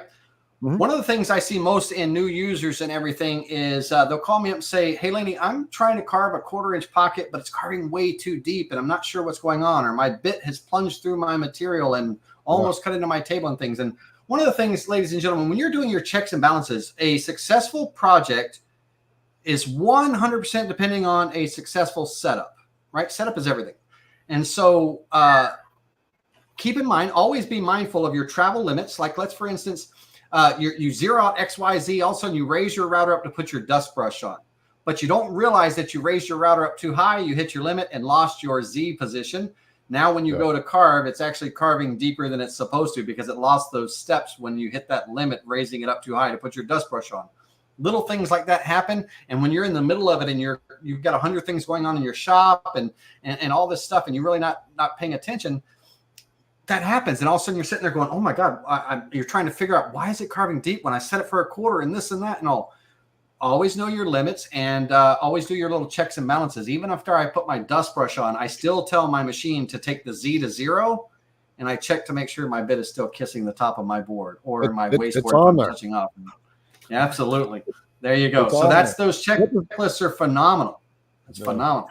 Get the checklist. Every time with the Z, folks, every time. And the biggest Every thing I time. will say also on a side note of that is every time you change a tool, even as a new beginner, I have so many people that I work with and they will say, well, I'll just put it in here and I'll just make sure that the bit kind of matches with the collet and they're using things. And I'm like, no, please stop. I'm like, no, that's not how we do that. We need to re-Z every bit every time you change it because you are not going to get the result that you think you're going to get. Please just don't. So yeah, those checklists are, go to the idcwoodcraft.com website, download it, look over it. Even if you're a seasoned CNCer, go download it, look at it, see if there's maybe something on there that could maybe help you improve your CNC game, if you will. I feel like we're all, like we've all always said, we're always learning, we're always evolving in our CNC procedures and processes. And there's a lot of things that I've learned even here recently. I'm like, God, where's this been? You know? So I don't know. I feel like, I don't know, Laney, how much actual like CNCing do you do? Are you behind the screen a lot, or do you do like a lot of like hands-on shop work too? So I used to carve daily. My machine ran 10 hours a day, Monday through Friday. And I sold everything I made during the week at markets and everything. I teach a lot. Yeah. So I'm in front of the screen a lot more nowadays, but I have a production facility. So I make, turkey calls and stuff I have a company that orders, 500, 1,000 pieces from me at a time kind of thing. And, Cool. I manufacture parts for CNCs, and I sell, accessories and things and stuff like that. So I have my factory produces stuff as well too. But as far as making stuff for myself, for carving and all, I don't get to get out and have much fun as I do, but I'm always running something. I work with a lot of solid surface material, Corian, and things like that and stuff. So Okay, cool. Yeah, Well, so we get- I was always just, I'm trying to make eye contact with the camera, but you guys are over here on the screen, so I'm looking you in the eye when I answer you. So forgive me, 'cause I'm looking at the screen instead of the camera. But oh, you are fine. I forget that You too are sometimes. fine. I definitely forget that. Hey, we got a couple of contributions here, Kate. All right. So we have Billy McGee, a $20 super sticker. Awesome. Thank you, Billy. That's very generous. Thank you. We appreciate that. Yeah. And one from Ben And West. Mr. Ben West, $50. Thank you, Ben. That is exceptionally generous of you. Thank you for your questions. All these contributions are very generous. We are very grateful when you guys do that. The way that these two gentlemen have done that is on the IDC channel, just below the video is a little money icon or something. You click that and you can contribute. And that's just like your way of saying thank you for us taking the time out, finding people like Lanny here to come and spend a couple hours with us and teach us some stuff. Yeah. It's always, and ladies and gentlemen, those super Yeah. chats help creators like, those super chats, ladies and gentlemen, help creators like Garrett and everybody to be able to do what we do, right? Because there's a lot of expense that goes out behind the scenes and things like that. And so your support, your contributions and all that are super helpful. So good on you all for doing that. That's awesome. Yep. Yeah. All right. Absolutely. We All still got a right. few So hanging Garrett, out. this next question. Oh. Oh. Yep. Okay, listen, sir. I'm in charge of the question controls here. Taking my hands off the button. Your sticky fingers over there. We're having a good time tonight. New to CNCing, does anyone have a catalog of CNC bits and practical uses for them? So, Garrett, I think this is a great question for you. Since Yeah, I am working to put that together. So I don't have a good, strong formal catalog. I do have a basic one that needs some work. So I'm glad you said that because that has been on my list. But yeah. So, but Tom, Garrett has a phenomenal videos on router bits and which ones to choose and things like that. Might not be in catalog form, but it's in video form, and they're great videos. I learned a lot, Garrett, from your upcut versus downcut video. Downcut, like it was a video just specifically talking about downcut bits, spiral bits, and the little extra cleanup that you were required at the bottom of the pipe. I actually learned from that video something I didn't even know myself.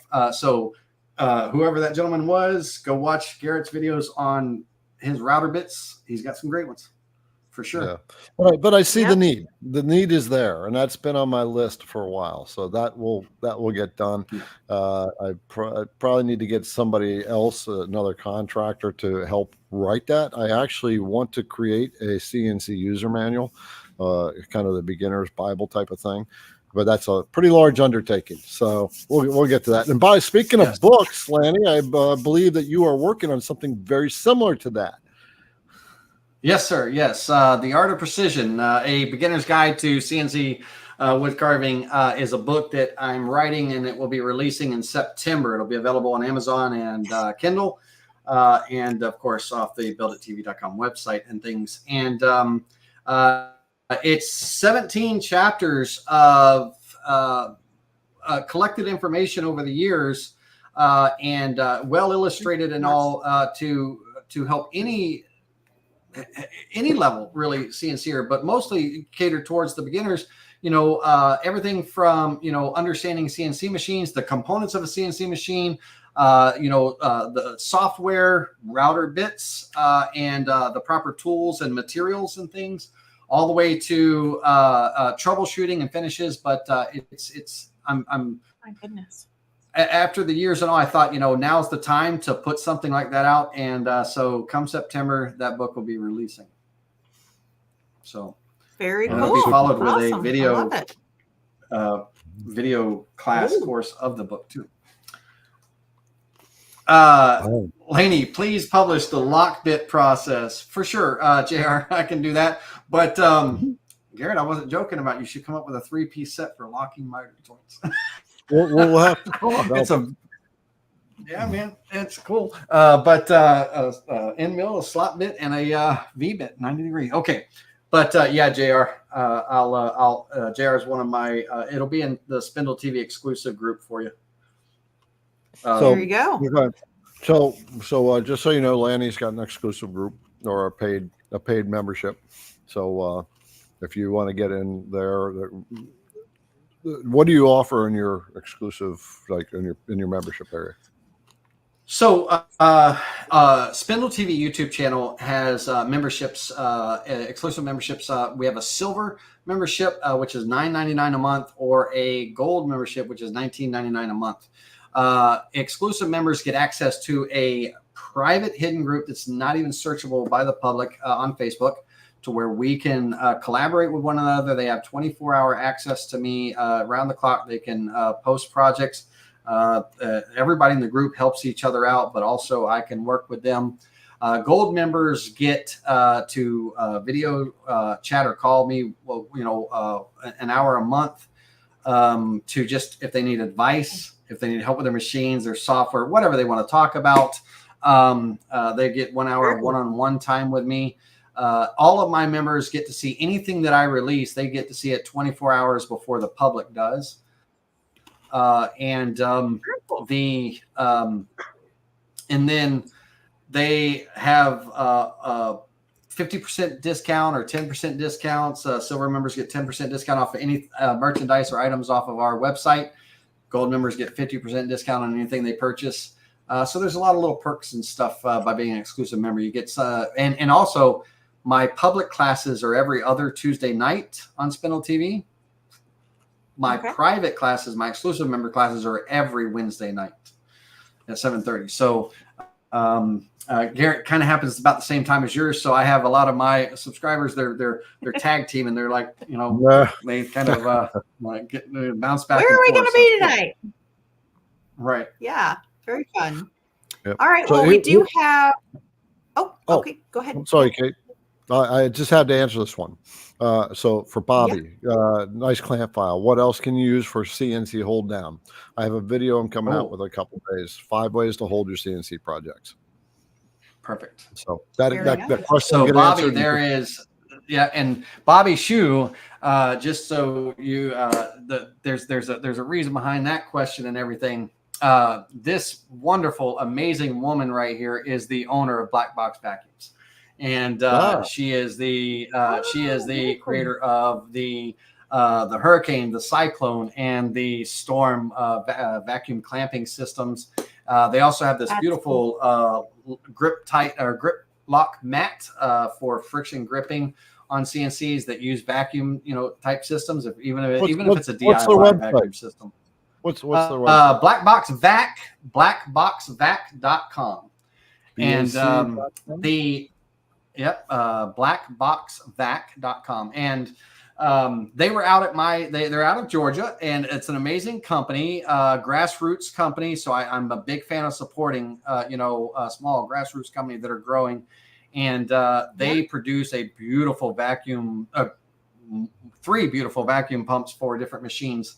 And I have the Storm for my 2440. We just put that on last month.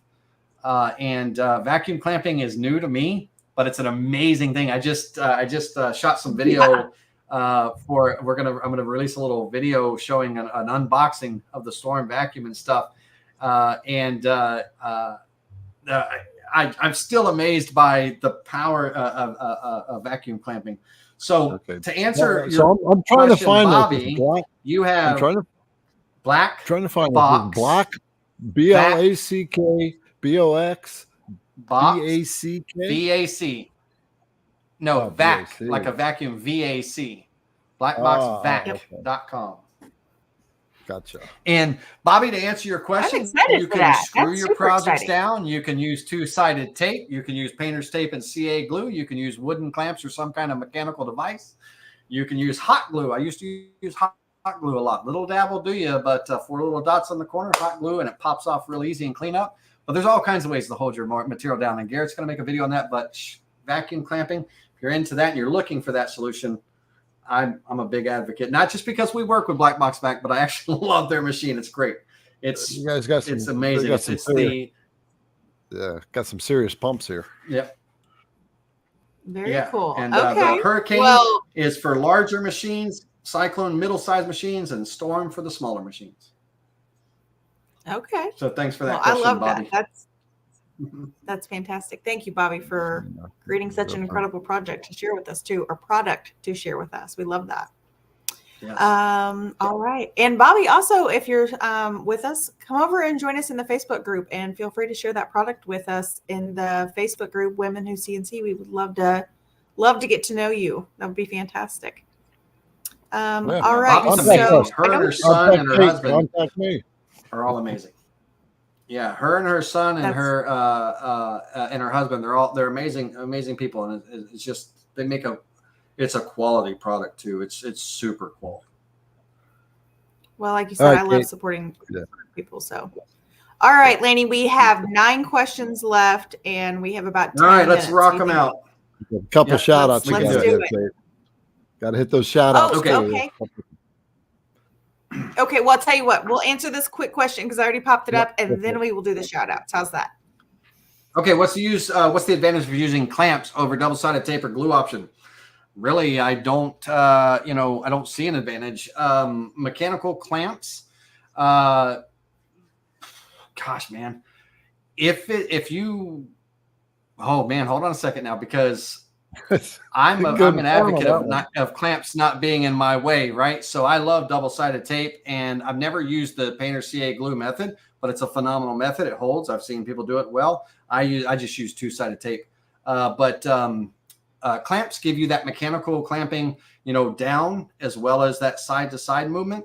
But really, when it comes to CNC, you really don't have to worry about the lifting of parts. It's that moving of parts and all. Mm-hmm. So what's the advantage of the clamps over double-sided tape or glue options? In my opinion, it's all the same. And Garrett, you might have a better answer than that, but I cover it.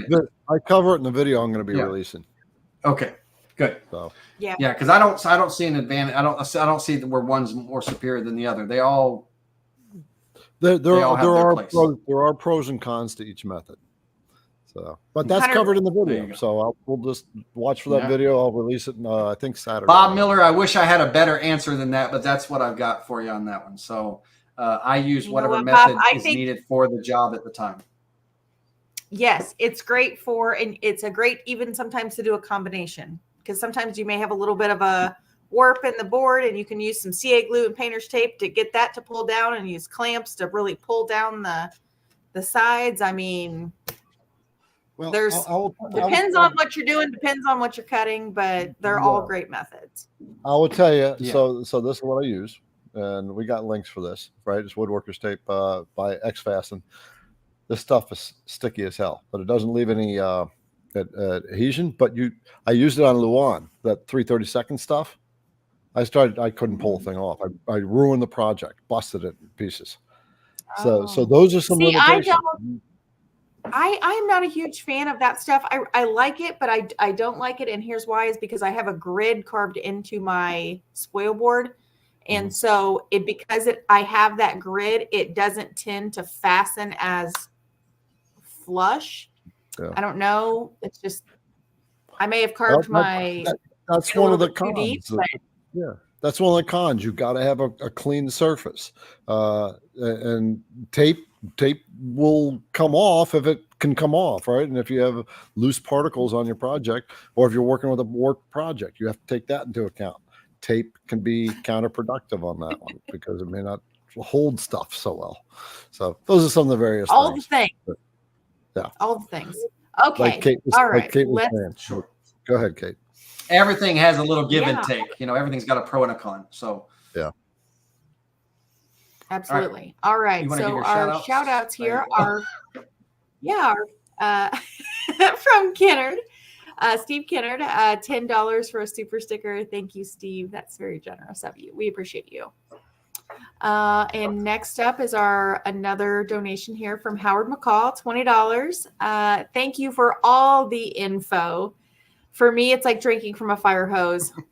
Howard, that is my favorite saying in the entire world, because yes, amen, brother. It is like that, but I promise it does get better. You just have to find the little things that work for you and build on that. And also, look, guys, I know all of our fellow followers, look here. I'm at the end of my book. Can you believe it? This is like one of my main note-taking books for my CNC journey. And I'm at the end of my book. This is all I have left, you guys. It's getting a little sad. I'm almost like at the end of an era here. It's been 3 years. And I'm an active taker. You need to talk to Julianne, because she just had one of those moments too. She had to switch to her next journal, and Liberty is now in a notebook and taking lots of notes, so she's going to experience that one too. By the way, folks, Liberty and Julianne have been hanging out in back, talking to you guys. Just want to make sure that I'm going to bring them out so you all can say hello, and there they are. They're keeping everybody in check in the background. And Well, I don't know. I think they're we're keeping gonna us in scare check. you up. It's like, how many drinks are we in? We're not telling. I haven't requested too many things tonight. As well as the concept of what the drink means. Like, Mhm. are we taking Okay. a shot? Are we drinking a whole drink? Are we taking a sip? You know, that kind of thing. So I We kept gotcha. up with them. They're trying to keep up with us, but I don't know. I don't know. I don't think we can. Okay. Well, let's knock I through love these it. questions. So- all Punch 'em right, out. here we go. Thank you for your contributions, by the way, folks. Yes, Yes, Ernie very much. Ballas, All right. does sawdust affect the vacuum clamping process? It does. So just like with anything, just like with the two-sided tape and stuff, you want to make sure that you have a clean surface, so that your part goes down, or at least your parts are clean and everything. So those dust particles are basically their space, right? They're gaps and everything. So air can leak through them, and that could affect the process. And, for something like that, the grip lock mat, which is a neoprene type mat, it helps with creating friction, so the vacuum holds even harder on smaller parts and things. And it can kind of counteract some of that sawdust effect, but sawdust does affect the vacuum clamping process. Yes. Yeah. Julianne, Okay. time to drink, everybody. Julianne, find that link for All-Star so they can see. The All-Star also has a similar product that you just talked about that I have on my Phantom. And Yeah, that Black makes Rock a big Vac says difference. it's grip lock mat. Yeah, it's pretty cool. Yeah. All right, next. All right. Next one comes in from Tim Adams.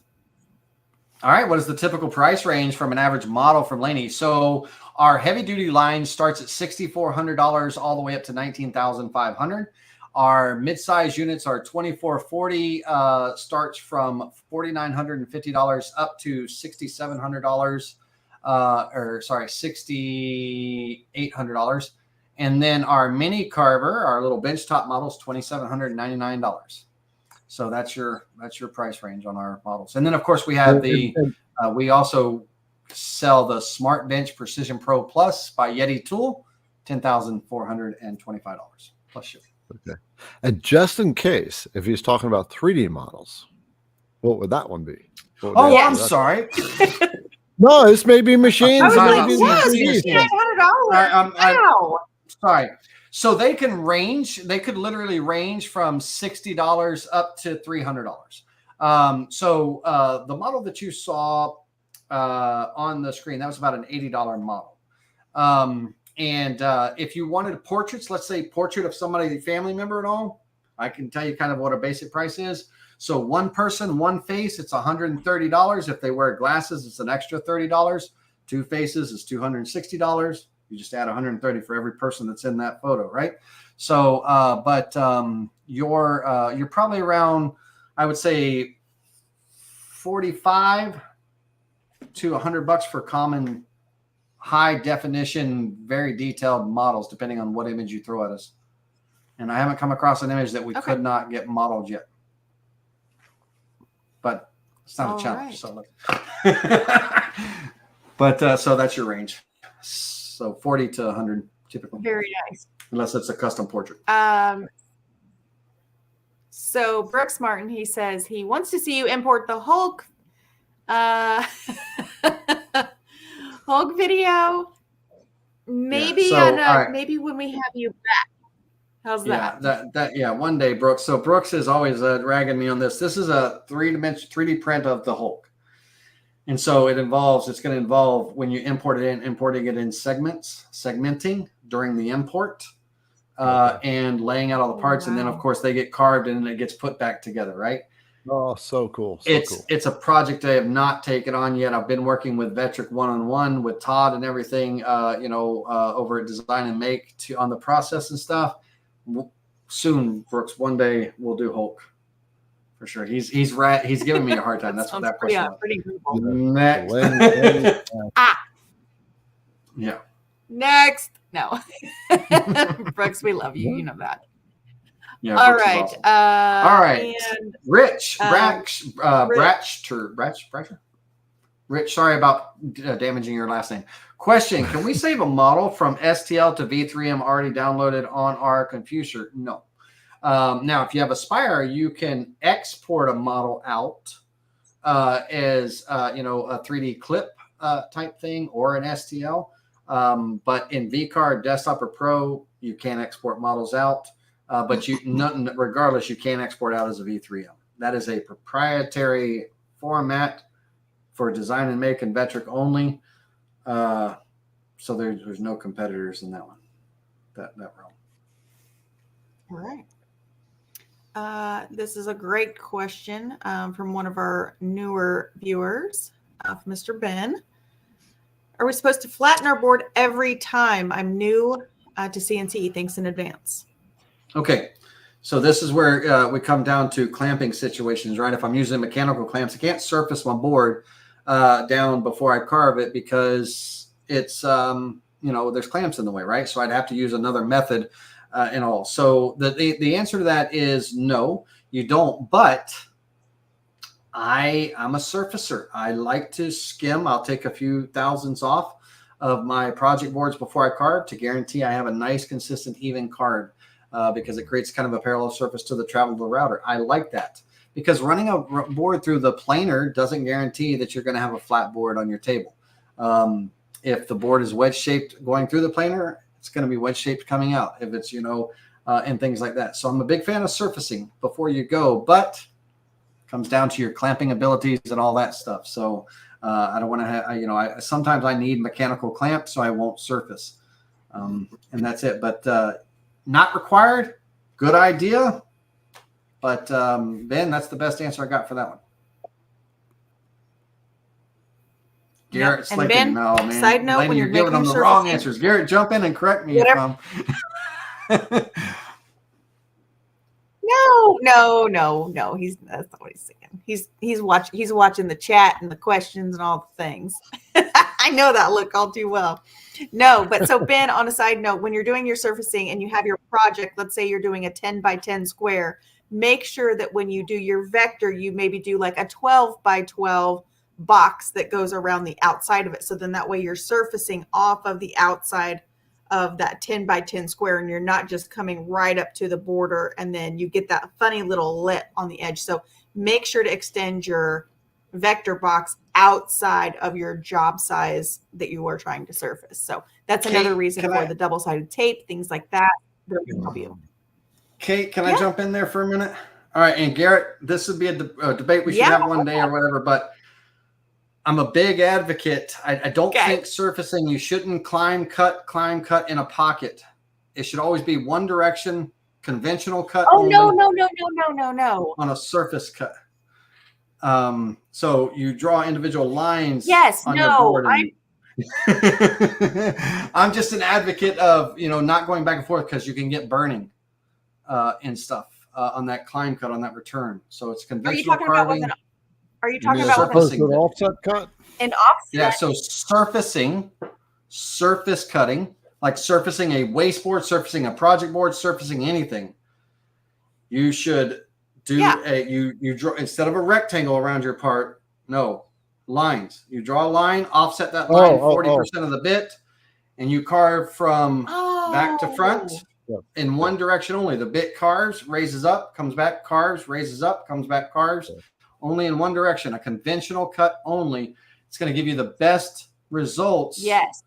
Because on the climb cut, if you're going back and forth, you're burning on that climb cut. You want a conventional cut. And a conventional, you only do conventional carving when you're working with metals or surfacing. That's my. Yes, I never do a climb cut ever don't ever do an offset when you're doing a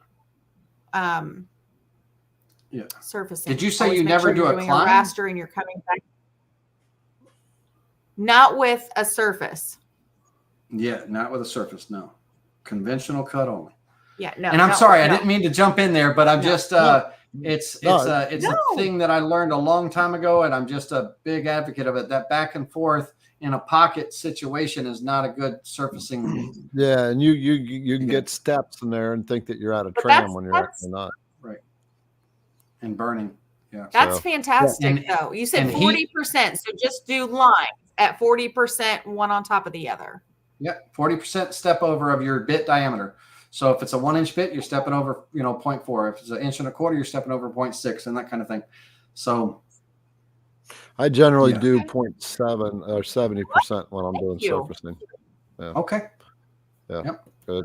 Just because we're using a lot more radial area of the bit, and there's a lot more side forces being applied to it. Sure. So I want to get past that round, so the side forces aren't pushing it out of the cut. There you go. Awesome. Perfect. And Kate, please forgive me for that. I just wanted to jump in with that little tidbit of information, not correcting you or anything like that. Everybody has their methods. I just wanted to kind of throw in my 2 cents on that one. So I apologize. You know what? But what's great about this, Laney, is that, again, what we just said in the beginning of the show, everybody loves to see us as teachers make those mistakes and learn. And that's exactly what we're all here for. So please don't ever think that you are correcting me. I 100% make mistakes too. And again, I'm still learning all this stuff, all of these CNC things. Yeah. So that's fantastic. I'm going to start doing that, and I'm going to start teaching that. So thank you for that. I appreciate it. All right. So our last question comes in from Dennis. Oh, I am so sorry, you guys. My internet lag is horrendous tonight. Can you make soundboards to hang on the wall to better the sound in the room? All right. So basically soundproofing, like if you're in a basement or, you know, a home type shop or situation and you're working with a router versus a spindle, or you just want to kind of, kind of tone things down so it's not disturbing neighbors or the house or whatever. Right. So yeah, you can, the most sound proofing is foam. And everything, but also you can, because it's just a matter of absorbing those sound waves that are bouncing off the wall. So you can actually, there are soundboard designs that you can carve if you've got a CNC big enough, and everything that you can hang on the wall that it will help reduce that. And there's all kinds of cool projects for that and everything. And you can make it look like decorative art, like it's not some kind of industrial thing, but it's actually, it's a dual purpose. It looks good hanging on the wall, but it also helps absorb some of that sound and everything. But yeah, for sure, you can. Right. Dennis. Okay, I wanted to make a thing. Well, we didn't tell. Just want to cut in real quick. We did not share early on that we cut off questions at 9 o'clock because we get so many questions coming in. So there were questions that were coming after 9 o'clock. Somebody was asking, how do we ask questions to the speakers? So the questions that came in after 9 o'clock, if we can start handling them, we will. But otherwise, we would go on all night, just trying to catch up with all the questions. Right. So I apologize for not sharing that for those who have asked questions after the first hour. We just don't have the bandwidth. Garrett, do you have comments turned on? Do you have comments turned on your videos? So if you don't mind, if they put the question in their comments, I'll monitor your comments and answer if it's a question for me. I have no problem doing that. Yeah, they'll have to put the question in after the session ends. Then it'll show up publicly. Sure. Otherwise, yeah. But Awesome. we handle those questions too. But feel free to jump on and answer the questions by all means. I love that we can do that. Yeah. That's fantastic. Yeah. All right, y'all. Well, is there anything? I Was that just want to say, hey, did we do it? That was it for tonight, because we have been on for 2 hours, if you can hardly believe that or not. 2 hours, 10 minutes now. Crazy. Yeah. Yeah. Now you know why my have classes are 2 and 3 hours long. I can't shut up. Yeah. So Hey, we all have those kind of days. It's all right. give a little love to Liberty and Julianne. They volunteer their evenings to show up. They like to share their time with you and engage with you and be part of the CNC family. They are part of the CNC family. So, but they're often in the background. Just make sure you give them some love. I know you guys are sitting there chewing a fat with them, but I still got to shout them out. All right. Because anyway, and Lanny, thank you for taking, since 7:30, I think. Yep. You were here. And so you got almost 2 hours and 40 minutes in. Yeah, well, thank you for having me. I greatly appreciate it. Hopefully I didn't overstay my welcome, but I appreciate everybody, and it was phenomenal. So no, we'll definitely bring you back. Julianne and Liberty will make sure that hey, got to get them back on. And put in the comments, you want us to bring Lanny back? Say, yeah, bring him back. But and thank you again for the generosity, those who have contributed. It's just your way of, Yes, very much. Thank you. yeah. And so make sure that you like the video, either on Women Who CNC or IDC Woodcraft. Go over to Lanny's channels. All the information is in the description of the video, and make sure you check out some of his stuff. You've seen what the guy's got up there. He's got a lot more stuff on this channel. A lot. And one-on-ones. He does one-on-ones. Kate does one-on-one. Liberty's training up to do one-on-one. Right? Getting all the stuff going on here. There you go. All right. Sweet. Yeah. All right. Peace out. Well, we will see you guys next Wednesday, 8 p.m. here, either on the IDC Woodcraft YouTube channel or on the Women Who CNC YouTube channel. All right. Everyone. We'll see you guys. Everyone.